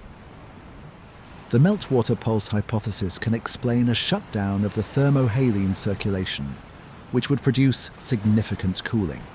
But the speed of the transition in the ice core record has continued to puzzle researchers, because ocean circulation changes, while they can be relatively rapid by geological standards, typically still operate over decades rather than years. An atmospheric trigger, something that changed the composition or optical properties of the atmosphere very rapidly, could produce the speed the ice cores record. A large injection of particulate matter into the upper atmosphere from a major volcanic eruption or from the smoke and dust of a vast impact-triggered wildfire could produce abrupt cooling within years rather than decades. The impact hypothesis provides exactly this kind of atmospheric trigger. The thermal pulse of the Airburst event igniting forests and grasslands across millions of square kilometers. The smoke and soot rising into the stratosphere. The sunlight dimming within weeks. The temperature dropping within months. The thermohaline circulation, already stressed by meltwater, shutting down in response to the changed atmospheric conditions. The speed of the transition, read from the ice cores, is one of the pieces of evidence that the impact hypothesis proponents find most compelling. Not because it proves an impact. There are other possible explanations for abrupt transitions, but because it constrains the range of possible causes. Whatever triggered the Younger Dryas, it happened fast. Fast enough to be visible in annual layers of ice. The ice also preserves at the Younger Dryas boundary elevated concentrations of platinum. I mentioned this in part 1, but I want to return to it now with more care because the platinum in the Greenland ice is particularly significant. The Greenland ice sheet sits directly above the Hiawatha crater, the 31-kilometer impact structure discovered in 2018. The ice above the crater has been flowing for thousands of years, distorting the annual layers and making it very difficult to date the crater by analyzing the ice directly. But researchers who have studied platinum concentrations in Greenland ice cores from sites away from the crater have found an anomaly. Elevated platinum at layers that date to approximately 12,800 years ago, close to the Younger Dryas boundary. Platinum in ice is a marker of extraterrestrial material. It arrives in the ordinary course of cosmic dust influx. A small amount of extraterrestrial material falls on the Earth every day, contributing background levels of platinum and other siderophile elements to the atmosphere, and eventually to the ice. But the anomaly at the YDB equivalent layer in the Greenland cores is above background, not enormously above. This is not the iridium anomaly of the Cretaceous-Paleogene boundary, which was orders of magnitude above background, but measurably, statistically significantly above background. The elevated platinum in the Greenland ice at approximately 12,800 years ago is consistent with the deposition of extraterrestrial material at that time. It does not prove an impact. The anomaly is modest enough that alternative explanations cannot be ruled out. But it adds to the convergence of evidence at the Younger Dryas boundary that points towards something unusual happening in the Earth atmosphere system at that moment. One of the things I find most intellectually satisfying about the Younger Dryas Impact Hypothesis, not satisfying in the sense of comfortable, but satisfying in the sense of elegant, is the way it connects so many apparently disparate pieces of evidence into a single, coherent narrative. Before the hypothesis was proposed, the Younger Dryas onset, the megafauna extinctions, the Clovis disappearance, the Abu Hureyra burned layer, the charcoal spike, and the platinum anomaly in the ice cores were all separate phenomena, each explained separately, each with its own set of competing hypotheses. The YDIH proposes that they are all consequences of the same event, the encounter with a fragmented comet at 12,900 years ago. Whether that unifying explanation is correct remains to be determined. But the explanatory power of a hypothesis that can account for multiple independent lines of evidence with a single cause is, in the history of science, a positive indicator. The best theories tend to unify. The best explanations tend to be the ones that show apparent diversity as the consequence of underlying unity. The Younger Dryas Impact Hypothesis may be wrong, but it is the kind of hypothesis that, if wrong, will be replaced by something equally unified, something that can account for all the evidence, not just some of it. The alternative explanations that are currently offered for the individual pieces of evidence do not, as a group, form a coherent picture. They are a collection of separate explanations for separate phenomena with no underlying unity. The unity is what the impact hypothesis offers. Whether the unity is real or whether it is a pattern imposed on disparate evidence by the desire for a clean narrative, that is the question the next decade or two of research will begin to answer. Let me spend some time thinking about what we owe the past. This is not a scientific question. It is a philosophical one. And I raise it because I think the story of the Younger Dryas, and more specifically, the story of what was lost in it, raises it with particular force. The megafauna that went extinct at the Younger Dryas boundary were not abstractions. They were individual animals, living individual lives, in communities of their own kind, in landscapes they had co-evolved with over millions of years. The last mammoth that died on the mainland of North America was not a symbol or a data point. It was an animal that had a mother, that knew hunger and cold and the smell of other mammoths, that experienced whatever it is that a mammoth experiences in the course of its life. And then it died, and its kind died with it. And what had been present in the world for a very long time was gone. Do we owe those animals anything? Is there a moral dimension to extinction? Not the human-caused extinctions of the recent centuries, which raise clear questions of responsibility, but the extinctions of the Younger Dryas, which may have been caused partly by a cosmic event entirely outside human agency, and partly by the hunting pressure of people who had no concept of extinction, who could not have imagined that the herds they hunted were finite? I don't have a clean answer to that question. I'm not sure it has one, but I think the asking of it matters. The recognition that what was lost was real, that the world before the Younger Dryas contained things of genuine value that it no longer contains afterward, seems to me important. Not as a basis for guilt, because guilt requires agency, and the people of 12,900 years ago had no meaningful agency over the cosmic event that may have triggered the extinctions, but as a basis for a kind of mourning, a recognition of loss. The traditions that describe the world before the flood as richer and more divine and more complete than the world after may be, in part, an expression of that mourning, an intuition that something real was lost, that the world contracted, that what remains, however good and however rich, is less than what was.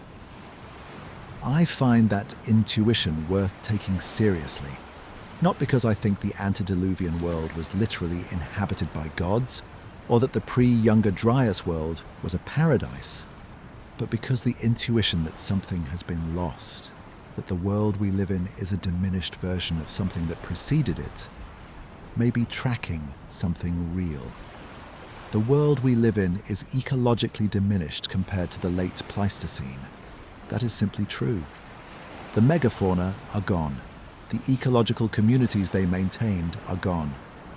The richness of the Ice Age world, the extraordinary biodiversity, the complex trophic cascades, the giant animals that shaped the landscapes they lived in.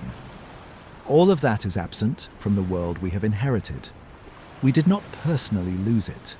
It was lost before any of our civilizations existed, before writing, before cities, before the accumulated culture that makes us who we are. But we are the inheritors of its absence. The landscapes we live in are shaped by what is not in them, and the myths we tell, the oldest myths, the ones that come from the deepest layer of human cultural memory, may be shaped by the same absence, by the felt sense transmitted across hundreds of generations that the world used to be bigger, more alive, more full of the presence of something magnificent. The mammoth walking across the steppe, the cave lion watching from the ridge, the giant ground sloth moving slowly through the forest, all of them gone, all of them still somehow present in the shape of the world they left behind. There is a practice in some indigenous traditions called speaking for the dead, a ritual acknowledgement that the voices of those who are gone still have something to say, and that the living have a responsibility to hear them and to give them expression. The dead in these traditions are not only the recently deceased, but the long dead, the ancestors of many generations ago, and sometimes the non-human beings who shared the world with those ancestors. I find this practice, or rather the impulse behind it, genuinely moving in the context of what we have been discussing tonight. The megafauna cannot speak. They left no writing, no art, no myths. The last mammoth on Wrangel Island died without leaving any record of its existence beyond its bones. But the world they shaped is still here. The grasslands that were once maintained by their feeding are still partially present, altered, but not entirely erased. The rivers and wetlands they wallowed in still flow. The bones buried and fossilized still lie in the permafrost and the tar pits and the river gravels, waiting to be found. the past does not disappear entirely. It becomes the ground beneath the present. And understanding what lies in that ground, what is preserved there, what it tells us about the world that preceded ours, is one of the deepest forms of attention a human being can pay. Let me talk about comets. Not the specific comet that may or may not have fragmented and struck the Earth 12,900 years ago, but comets in general. What they are, where they come from, what they mean for the long-term history of life on this planet. Comets are among the oldest objects in the solar system. They formed in the cold outer reaches of the early solar nebula, beyond the orbit of Neptune, from the same primordial material that formed the planets. But in a region so cold that the volatile compounds that would have evaporated closer to the sun were preserved as ice. Water ice, carbon dioxide ice, methane, ammonia, all of it frozen into the body of the comet, along with the rocky and dusty material that makes up its structure. The outer solar system, where comets spend most of their existence, is called the Oort cloud, a vast, diffuse sphere of cometary bodies extending perhaps a quarter of the way to the nearest star. The number of objects in the Oort cloud is estimated in the hundreds of billions. Most of them will spend their entire existence in the cold dark of the outer solar system, never approaching the sun, never becoming visible from Earth. But occasionally, when a passing star or the gravitational influence of the giant outer planets perturbs the orbit of an Oort cloud object, a comet is sent inward. It falls toward the sun over thousands or millions of years, accelerating as it goes. When it reaches the inner solar system, the solar radiation begins to heat it, sublimating the ices on its surface and creating the coma and tail that make comets visible. Some comets make a single pass through the inner solar system and return to the outer solar system, not to be seen again for millions of years. Others are captured by the gravity of the giant planets, particularly Jupiter, and fall into shorter orbits that bring them back to the inner solar system every few years or decades. These are the short-period comets, and they are the most likely candidates for the source of the Younger Dryas Impactor. Short-period comets make repeated close passes to the sun. Each pass heats the surface, sublimating material, weakening the structure. Over many orbits, a comet can lose significant mass. Its surface becomes irregular and pitted, fractured by the stresses of thermal expansion and contraction. Large pieces can break off. The comet can fragment into multiple pieces that continue to orbit separately, gradually dispersing along the parent comet's orbital path to form a debris trail. This is not speculation, it is observed behavior. Comet Shoemaker-Levy 9, as we discussed, fragmented spectacularly before impacting Jupiter. Comet Biela fragmented in the 19th century, and its debris trail produced one of the most intense meteor showers ever recorded when the Earth passed through it in 1872. Comet Linear disintegrated as it passed perihelion in 2000, leaving a trail of dust and small fragments. Cometary fragmentation is a normal part of cometary evolution. The Taurid meteor shower, visible every autumn when the Earth passes through the debris field of Comet 2P/Encke, is, as I mentioned in Part 2, believed by some astronomers to be the remnant of a much larger comet that fragmented thousands of years ago. The Taurids include, embedded within the normal shower, occasional much larger objects called Taurid fireballs, meter-sized or larger fragments that produce brilliant bolides in the atmosphere when the Earth encounters them.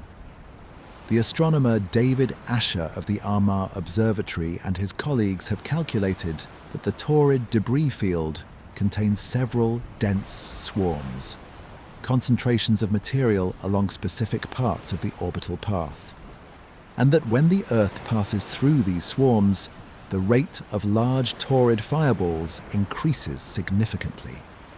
The most recent encounter with one of these dense swarms occurred in 2015 and produced a number of unusually bright fireballs over Europe and North America. The next predicted encounter with a particularly dense part of the Taurid swarm will occur sometime in the 2030s. This is not necessarily alarming. The objects in the current Taurid swarms are, as far as we can assess, not large enough to pose a civilization-threatening risk, but they are large enough to produce significant airbursts if they reach the lower atmosphere. Events comparable to the Tunguska explosion of 1908, which flattened 2,000 square kilometers of Siberian forest. And the key phrase there is as far as we can assess. The Taurid complex is not fully characterized. There may be objects in the dense swarms that have not yet been detected. The possibility that a larger object, something comparable in size to the Younger Dryas impactor, if there was one, could be lurking in the debris field is not zero. We live in a solar system that is not static. It is dynamic. Objects move. Orbits change. The Earth has been struck before and it will be struck again. The question is not whether, but when and how large. The Younger Dryas event, if it occurred, is a reminder of this. A reminder that the cosmic environment we inhabit is not simply a backdrop to human history, but an active participant in it. That the sky overhead is not just a ceiling of stars and planets moving in their stately orbits. It is also a source of material, sometimes beautiful, sometimes catastrophic, that has been shaping the Earth and its inhabitants since long before the first human looked up and wondered what it was. The people of 12,900 years ago had no defense against what fell from the sky. They had no telescopes, no planetary defense systems, no warning networks. Whatever came without warning, and they experienced it and survived it or did not, and tried to make sense of it afterward in the only ways available to them. We are in a different position. We have telescopes. We have the capacity to detect objects on collision courses with the Earth. At least some of them, at least with enough warning to potentially do something about them. We have begun to think about planetary defense as a serious technological challenge, not just a science fiction scenario. The DART mission, the Double Asteroid Redirection Test, successfully demonstrated in 2022 that a spacecraft can alter the orbit of an asteroid by kinetic impact. The test was small scale, conducted on a non-threatening target, but it demonstrated the principle. We can, in theory, move things that are heading toward us. This capacity, this new ability to participate actively in our own cosmic fate rather than simply being subject to it, is one of the most significant developments in the entire history of the species. Not more significant than fire, or writing, or agriculture, or the scientific method, but in the same category, a fundamental expansion of human agency. The people who survived the Younger Dryas and built Göbekli Tepe had no such agency. They could only build their stones and tell their stories and hope that whatever had fallen would not fall again. They could only mark the moment in the deepest way they knew, in carved limestone, in the patterns of a monument that would outlast everything they knew, and trust that the marking mattered. We can do more than mark. We can watch. We can calculate. We can, within limits, act. That responsibility, the responsibility that comes with the capacity, seems to me one of the most important things that the story of the Younger Dryas suggests. Not just as a matter of survival, though it is certainly that, but as a matter of the relationship between the human species and the cosmic environment it inhabits. We are part of the solar system. We live in a dynamic, active system of objects and forces, most of which are indifferent to us, and some of which are capable of affecting us profoundly. The Ice Age, the Younger Dryas, the megafauna extinctions. All of these were shaped by cosmic forces operating at scales that dwarf anything human. The axial tilt, the orbital mechanics, the fragmented debris of an ancient comet. Understanding those forces, taking them seriously, studying them, building the capacity to respond to them, is part of what it means to be the kind of creature we are. A creature that can look up at the sky and not just wonder what it is, but figure out what it is and what it might do next, and what we might do about that. The Younger Dryas is not just history, it is instruction. Let me say something about the particular quality of knowledge that comes from deep time. There is a kind of knowledge that only long time scales can provide. It is not the kind of knowledge you get from studying the present or the recent past, from observing the behavior of institutions or the movements of markets, or the rise and fall of political arrangements. Those timescales reveal patterns, but they are local patterns. Patterns that operate within the constraints of conditions that seem permanent, but are actually just long-lasting.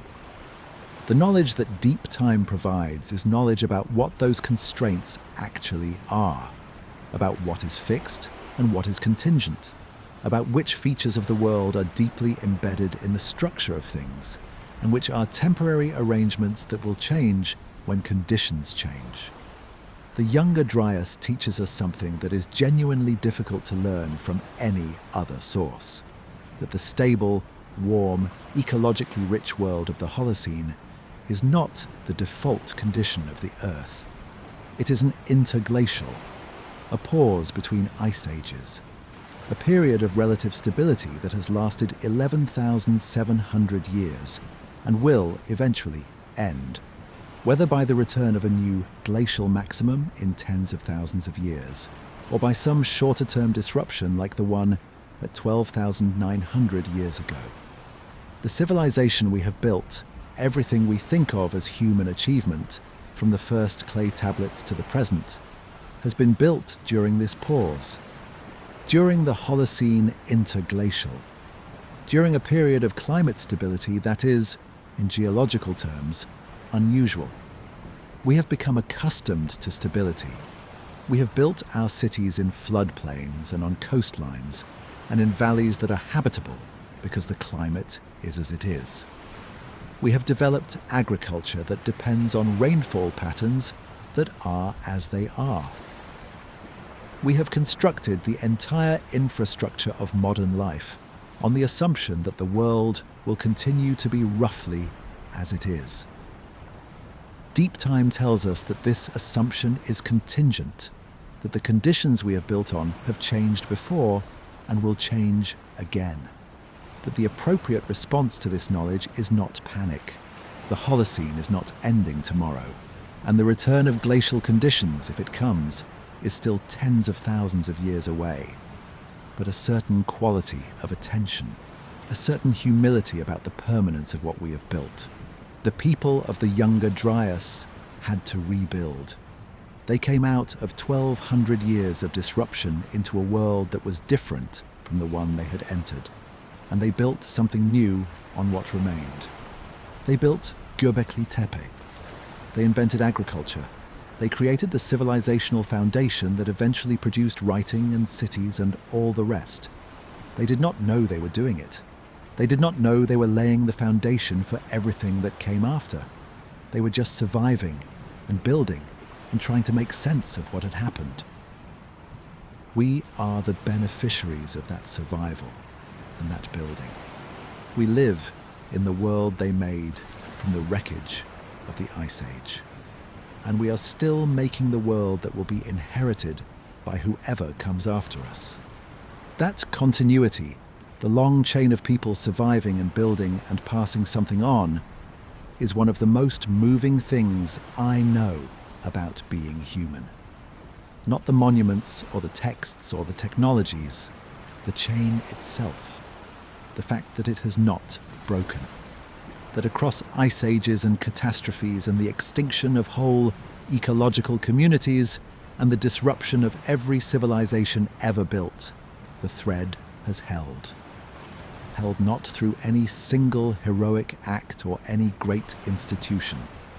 Held through the ordinary, daily, unspectacular determination of ordinary people to keep going, to feed their children, to tell the stories, to press the marks into the clay. The thread holds because people hold it. Generation after generation, in conditions that were often terrible, choosing to continue, to transmit, to pass something on. We are part of that chain. And whatever we are doing right now, whatever this night means for you, wherever you are, however late or early it is, we are part of it too. The listening is part of it. The wondering is part of it. Even the not knowing is part of it. We have been in the deep past for a long time tonight. We have been to the world before the Younger Dryas, the warming, the Natufians in their villages, the Clovis people following the herds across a continent so rich with life. It seems almost mythological now. We have sat with the thin, dark layer in the sediment and asked what it means. We have walked through the arguments and the evidence and the genuine uncertainty that surrounds one of the most consequential questions in the science of the human past. And now, I want to sit with something that is not quite scientific and not quite mythological. Something in between. I want to sit with the feeling of 12,900 years ago. Not the data, not the nanodiamonds or the platinum or the charcoal spike. The feeling. The experience of being human in a world that is about to change in ways you cannot anticipate and could not prevent. There is a particular quality of life just before a catastrophe that we can sometimes reconstruct from the record. And it is always, when you sit with it long enough, heartbreaking. Not because of the catastrophe itself, the catastrophe is coming regardless, but because of the ordinariness of what precedes it. The people going about their lives, making their tools, tending their fires, feeding their children, watching the stars. The Natufians in their villages did not know the Younger Dryas was coming. They had no framework for understanding that the warming they had been experiencing, the increasing fertility of their landscape, the expanding abundance that was making their proto-agricultural experiments viable, that all of this was temporary, that within a generation or two, the climate would reverse, that the grasses they depended on would thin, that the villages some of them had invested years in building would have to be abandoned. They were living in what felt like a good time, a time of possibility, a time when the world seemed to be opening up rather than closing down. And then it closed down. The Clovis people had no warning either. The hunters who woke up one morning and went out to find the herds, who read the ground and the wind and the patterns of animal movement with the intimate expertise of a lifetime of practice, had no way of knowing that the sky was going to do something that afternoon, or that evening, or on some specific day at 12,900 years ago that would change everything. They were just living, just doing what they did, just being people in a world they understood and navigated and depended on. And then the world changed. I find this, the ordinariness of the before, more affecting somehow than the catastrophe itself. The catastrophe is abstract. It is geological. It is measured in layers and isotopes and extinction rates. But the ordinariness is human. The person who woke up on the last ordinary day of the late Pleistocene world and had no idea it was the last ordinary day, that person is not abstract. That person is, in some fundamental sense, us. We are always living in the before of something, always embedded in conditions that feel permanent but are contingent, always building on foundations that have never been tested by what the future might bring. The Younger Dryas is a reminder of this, not a frightening reminder, or not only that, a clarifying one. A reminder that the world we inhabit is the product of what survived catastrophe, and that survival is never guaranteed, and that the ordinary days are worth noticing. The ordinary day before the Younger Dryas. The ordinary day before the flood that the Sumerians recorded. The ordinary day before whatever came next. And this ordinary night, whatever it is for you. Let me tell you one more thing about the Taurid complex before we begin to let the night go. Victor Klube and Bill Napier, the astronomers who proposed that the Taurid meteor shower is the remnant of a giant comet that fragmented in the inner solar system, argued something further in their 1982 book, The Cosmic Serpent, and in subsequent work. They argued that encounters with the Taurid debris, with the denser swarms along the parent comet's orbital path, have been a recurring feature of human history. Not just the Younger Dryas event, but multiple encounters over the past 10 to 15,000 years, each one producing short-term climate disruption, airburst events, and the kind of existential threat that leaves deep marks on human culture. In this view, the mythological traditions of fire from heaven, of serpents in the sky, of the cosmic weapons of the gods, all of these are not metaphors for natural phenomena in the conventional sense. They are memories, however transformed, of repeated encounters with cometary debris. Of the sky doing something terrifying multiple times across the full span of human cultural memory. Klube and Napier were not taken entirely seriously by the mainstream astronomical community when they proposed this. The idea that cometary debris has been a significant presence in the inner solar system on human timescales, close enough and dense enough to affect the Earth repeatedly rather than occasionally, seemed to some astronomers to require more material in the Taurid complex than observations supported. But the discovery of the Hiawatha crater in 2018 and the ongoing work on the Younger Dryas Impact Hypothesis have given renewed attention to the question of how much material from a fragmented giant comet might still be in Earth-crossing orbits. If the parent comet was very large, and the scale of the hypothesized Younger Dryas event, if confirmed, would imply a very large parent, then the debris field could be denser than current surveys suggest, with significant objects that have not yet been detected.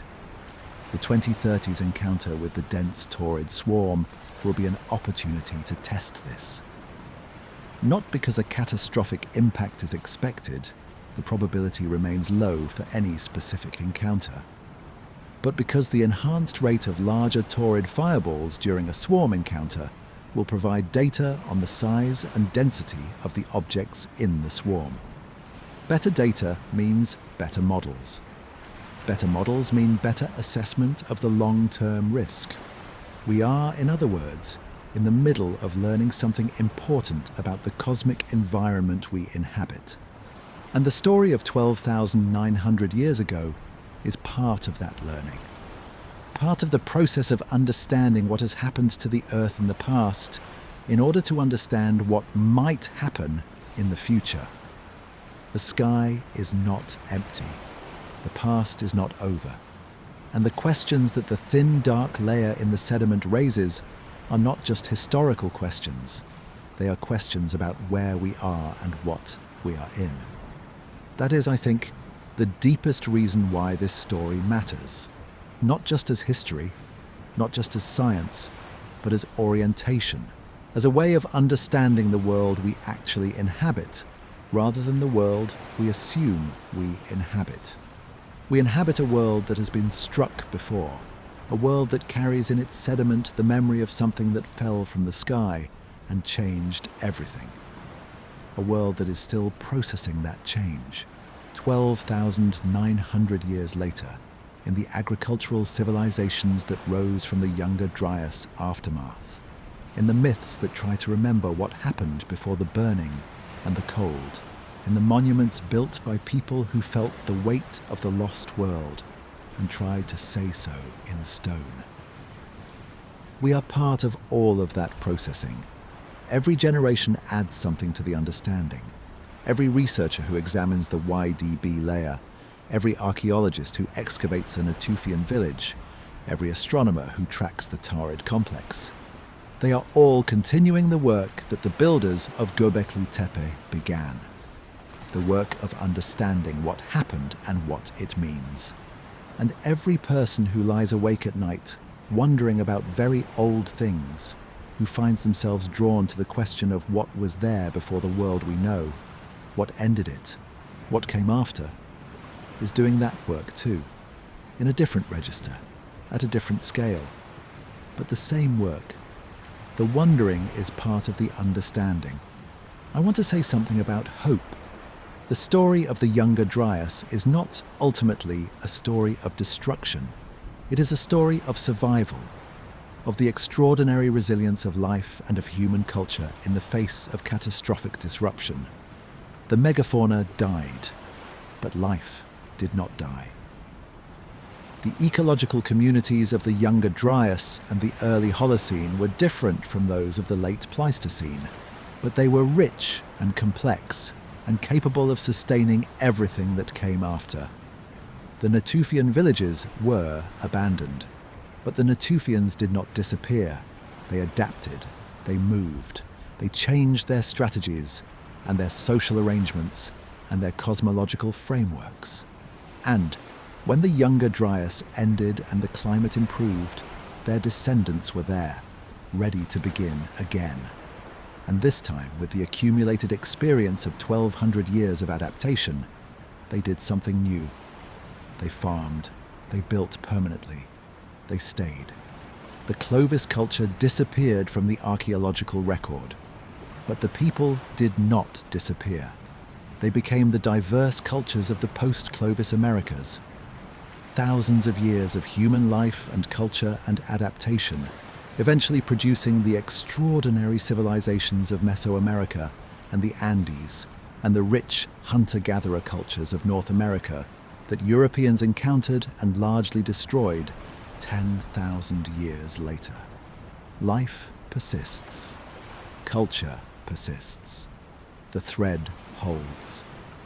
Not because the catastrophe was not real or not terrible, but because the human response to catastrophe, the determination to survive, to adapt, to continue to transmit, is, it turns out, one of the most powerful forces in the world.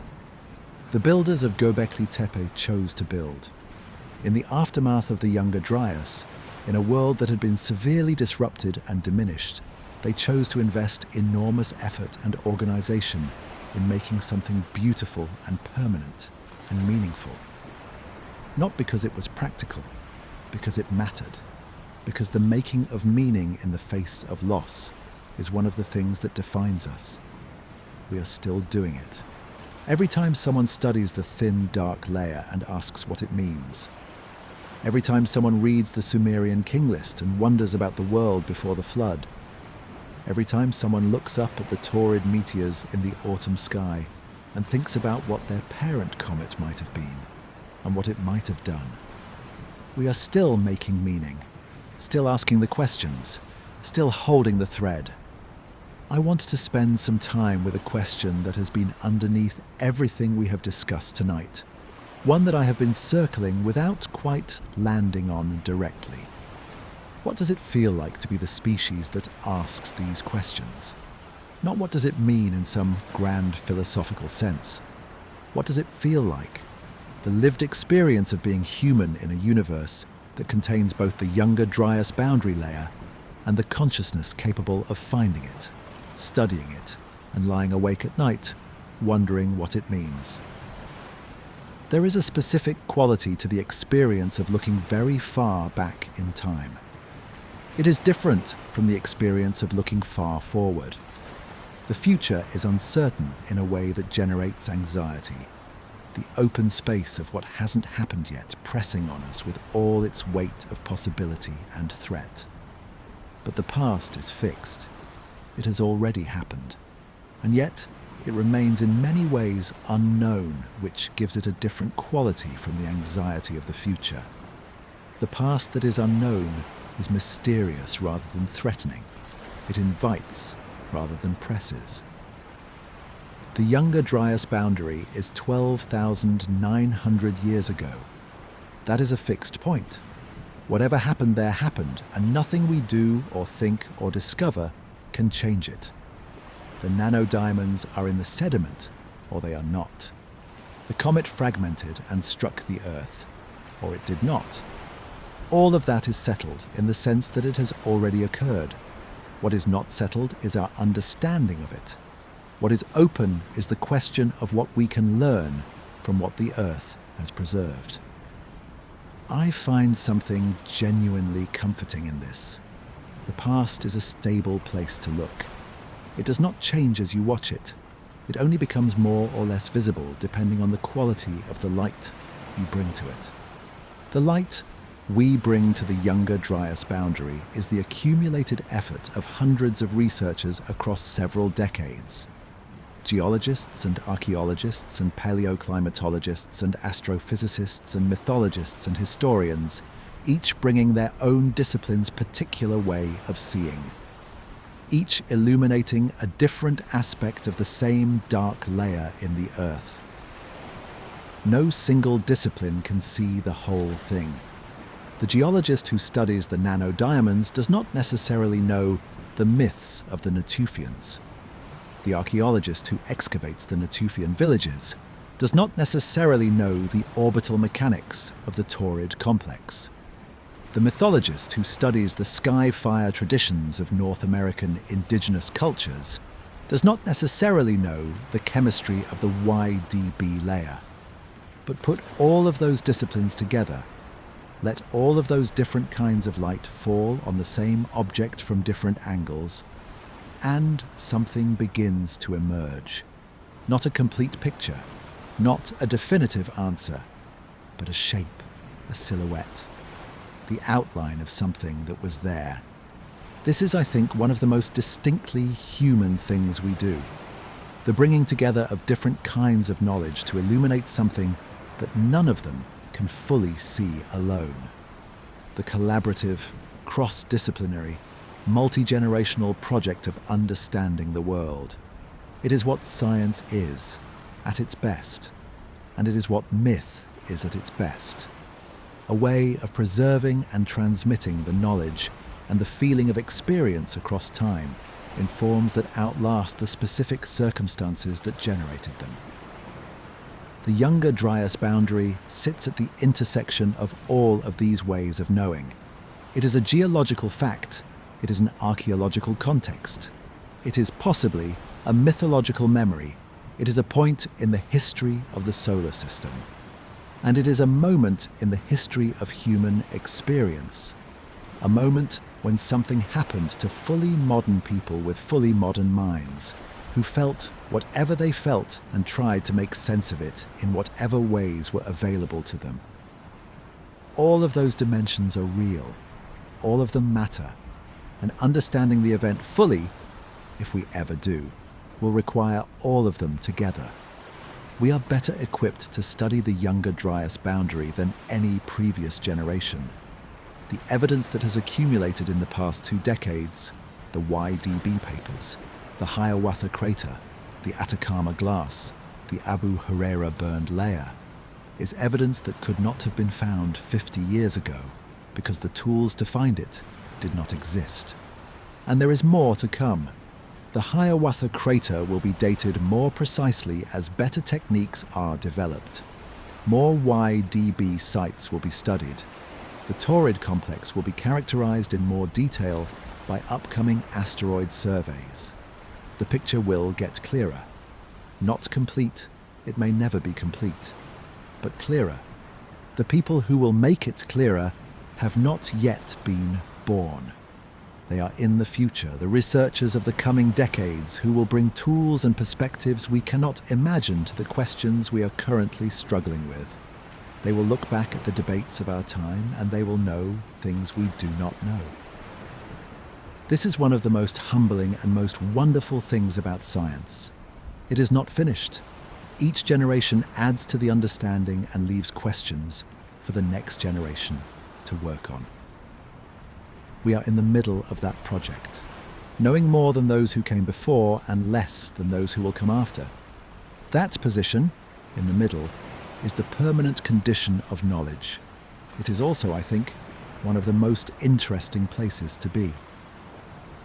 The Younger Dryas ended 11,700 years ago. The Holocene began. The great ice sheets resumed their retreat. The forests moved northward again. And the people, the survivors, the adapters, the inheritors of 1,200 years of Younger Dryas hardship, began again. The resumption was not a return to what had been. The Natufians who re-emerged into the early Holocene warmth had been shaped by the hardship in ways that made them, paradoxically, more capable of the leap to full agriculture than their pre-Younger Dryas ancestors had been. The disruption may have been part of what made the agricultural revolution possible, not by providing better conditions. The pre-Younger Dryas conditions had been just as good, but by producing people who were more committed to permanence, more determined to build systems of food production that could withstand the kind of catastrophic disruption they had experienced or inherited the memory of. The worst thing that had happened to them may have been part of what made them capable of doing the best thing that came after. The thread held. The disruption did not break it. And what came after the Younger Dryas, everything we call human civilization, came from people who had been through something terrible and had come out the other side still human, still capable of building and creating and wondering, still capable of lying awake at night thinking about very old things. The night is very late now, or very early. That particular hour when the quality of the darkness changes, when the deepest dark gives way to something that is not yet light, but is no longer quite night. The hour when the stars begin to fade at the edges of the sky, not because they are gone, but because the atmosphere is brightening around them. In the sky above you, right now, the Earth is moving through space as it always moves. In its orbit around the Sun, in the Sun's orbit around the galactic center, in the galaxy's movement through the local group of galaxies. The same motion that it has been making for 4.5 billion years. The same motion that carried it through the Taurid debris field 12,900 years ago, if that is what happened.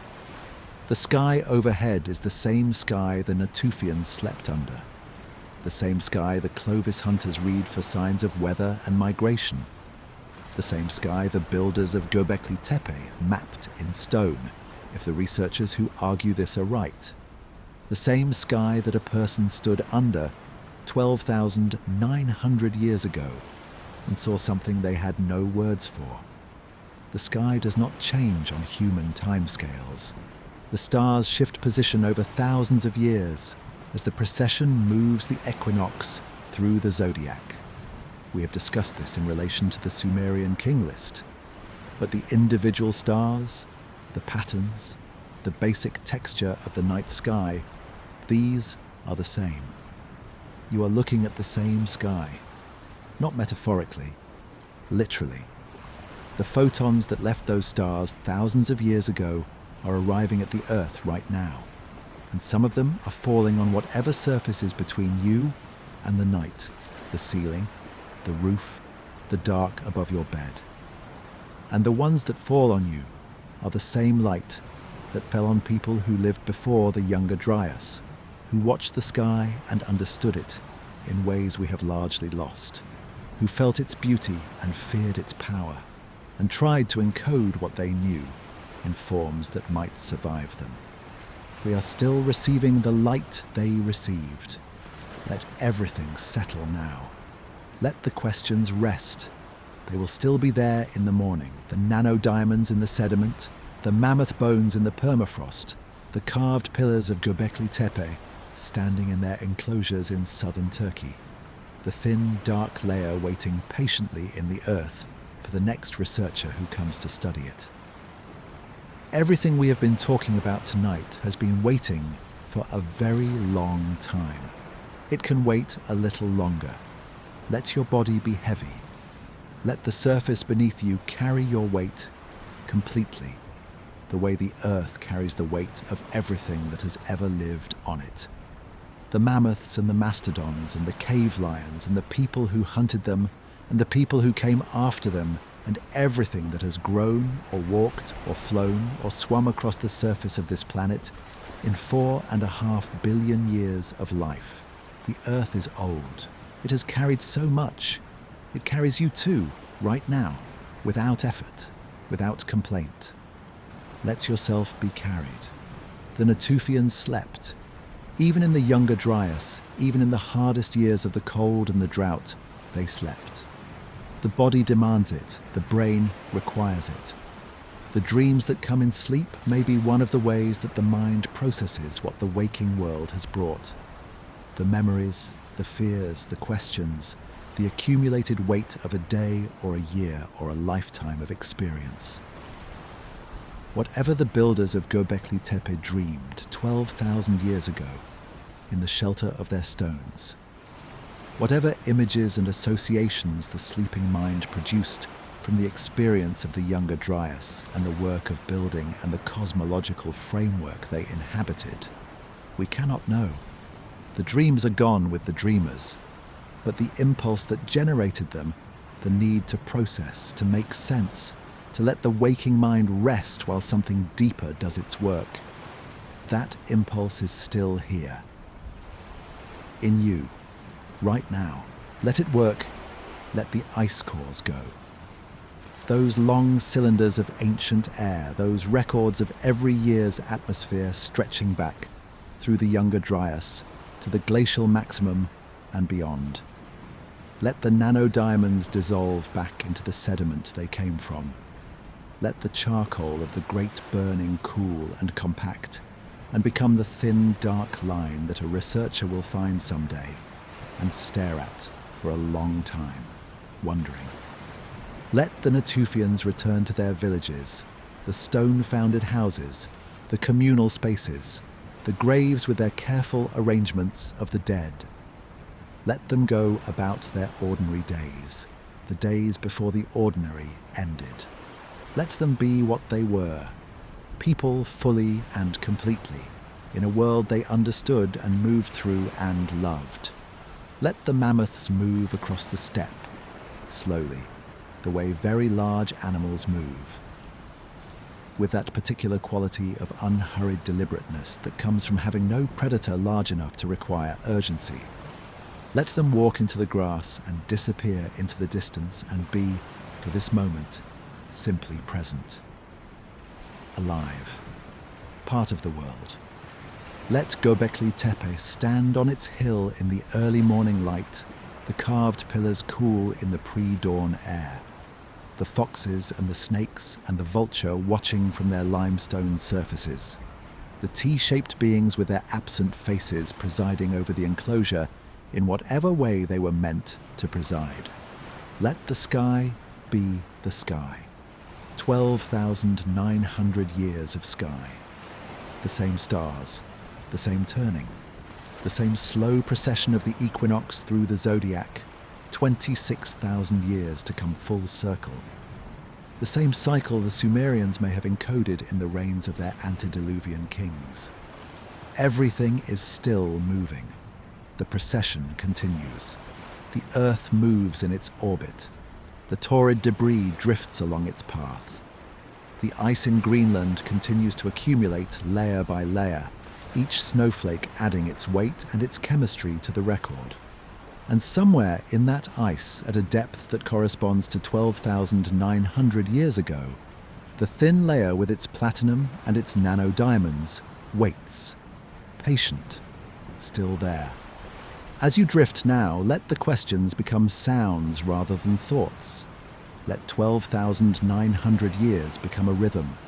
12,900, 12,900. Something that washes back and forth like water on a shore, carrying nothing, requiring nothing, just the sound of a very large number describing a very long time ago. The comet came, if it came. The world changed as it always changes. People survived as they always survive. And tonight, you are here at the end of a very long chain of surviving in your particular place, at your particular hour, with the sky turning slowly overhead whether you can see it or not. That is enough. That is, in its quiet way, extraordinary. The thread holds. Sleep well.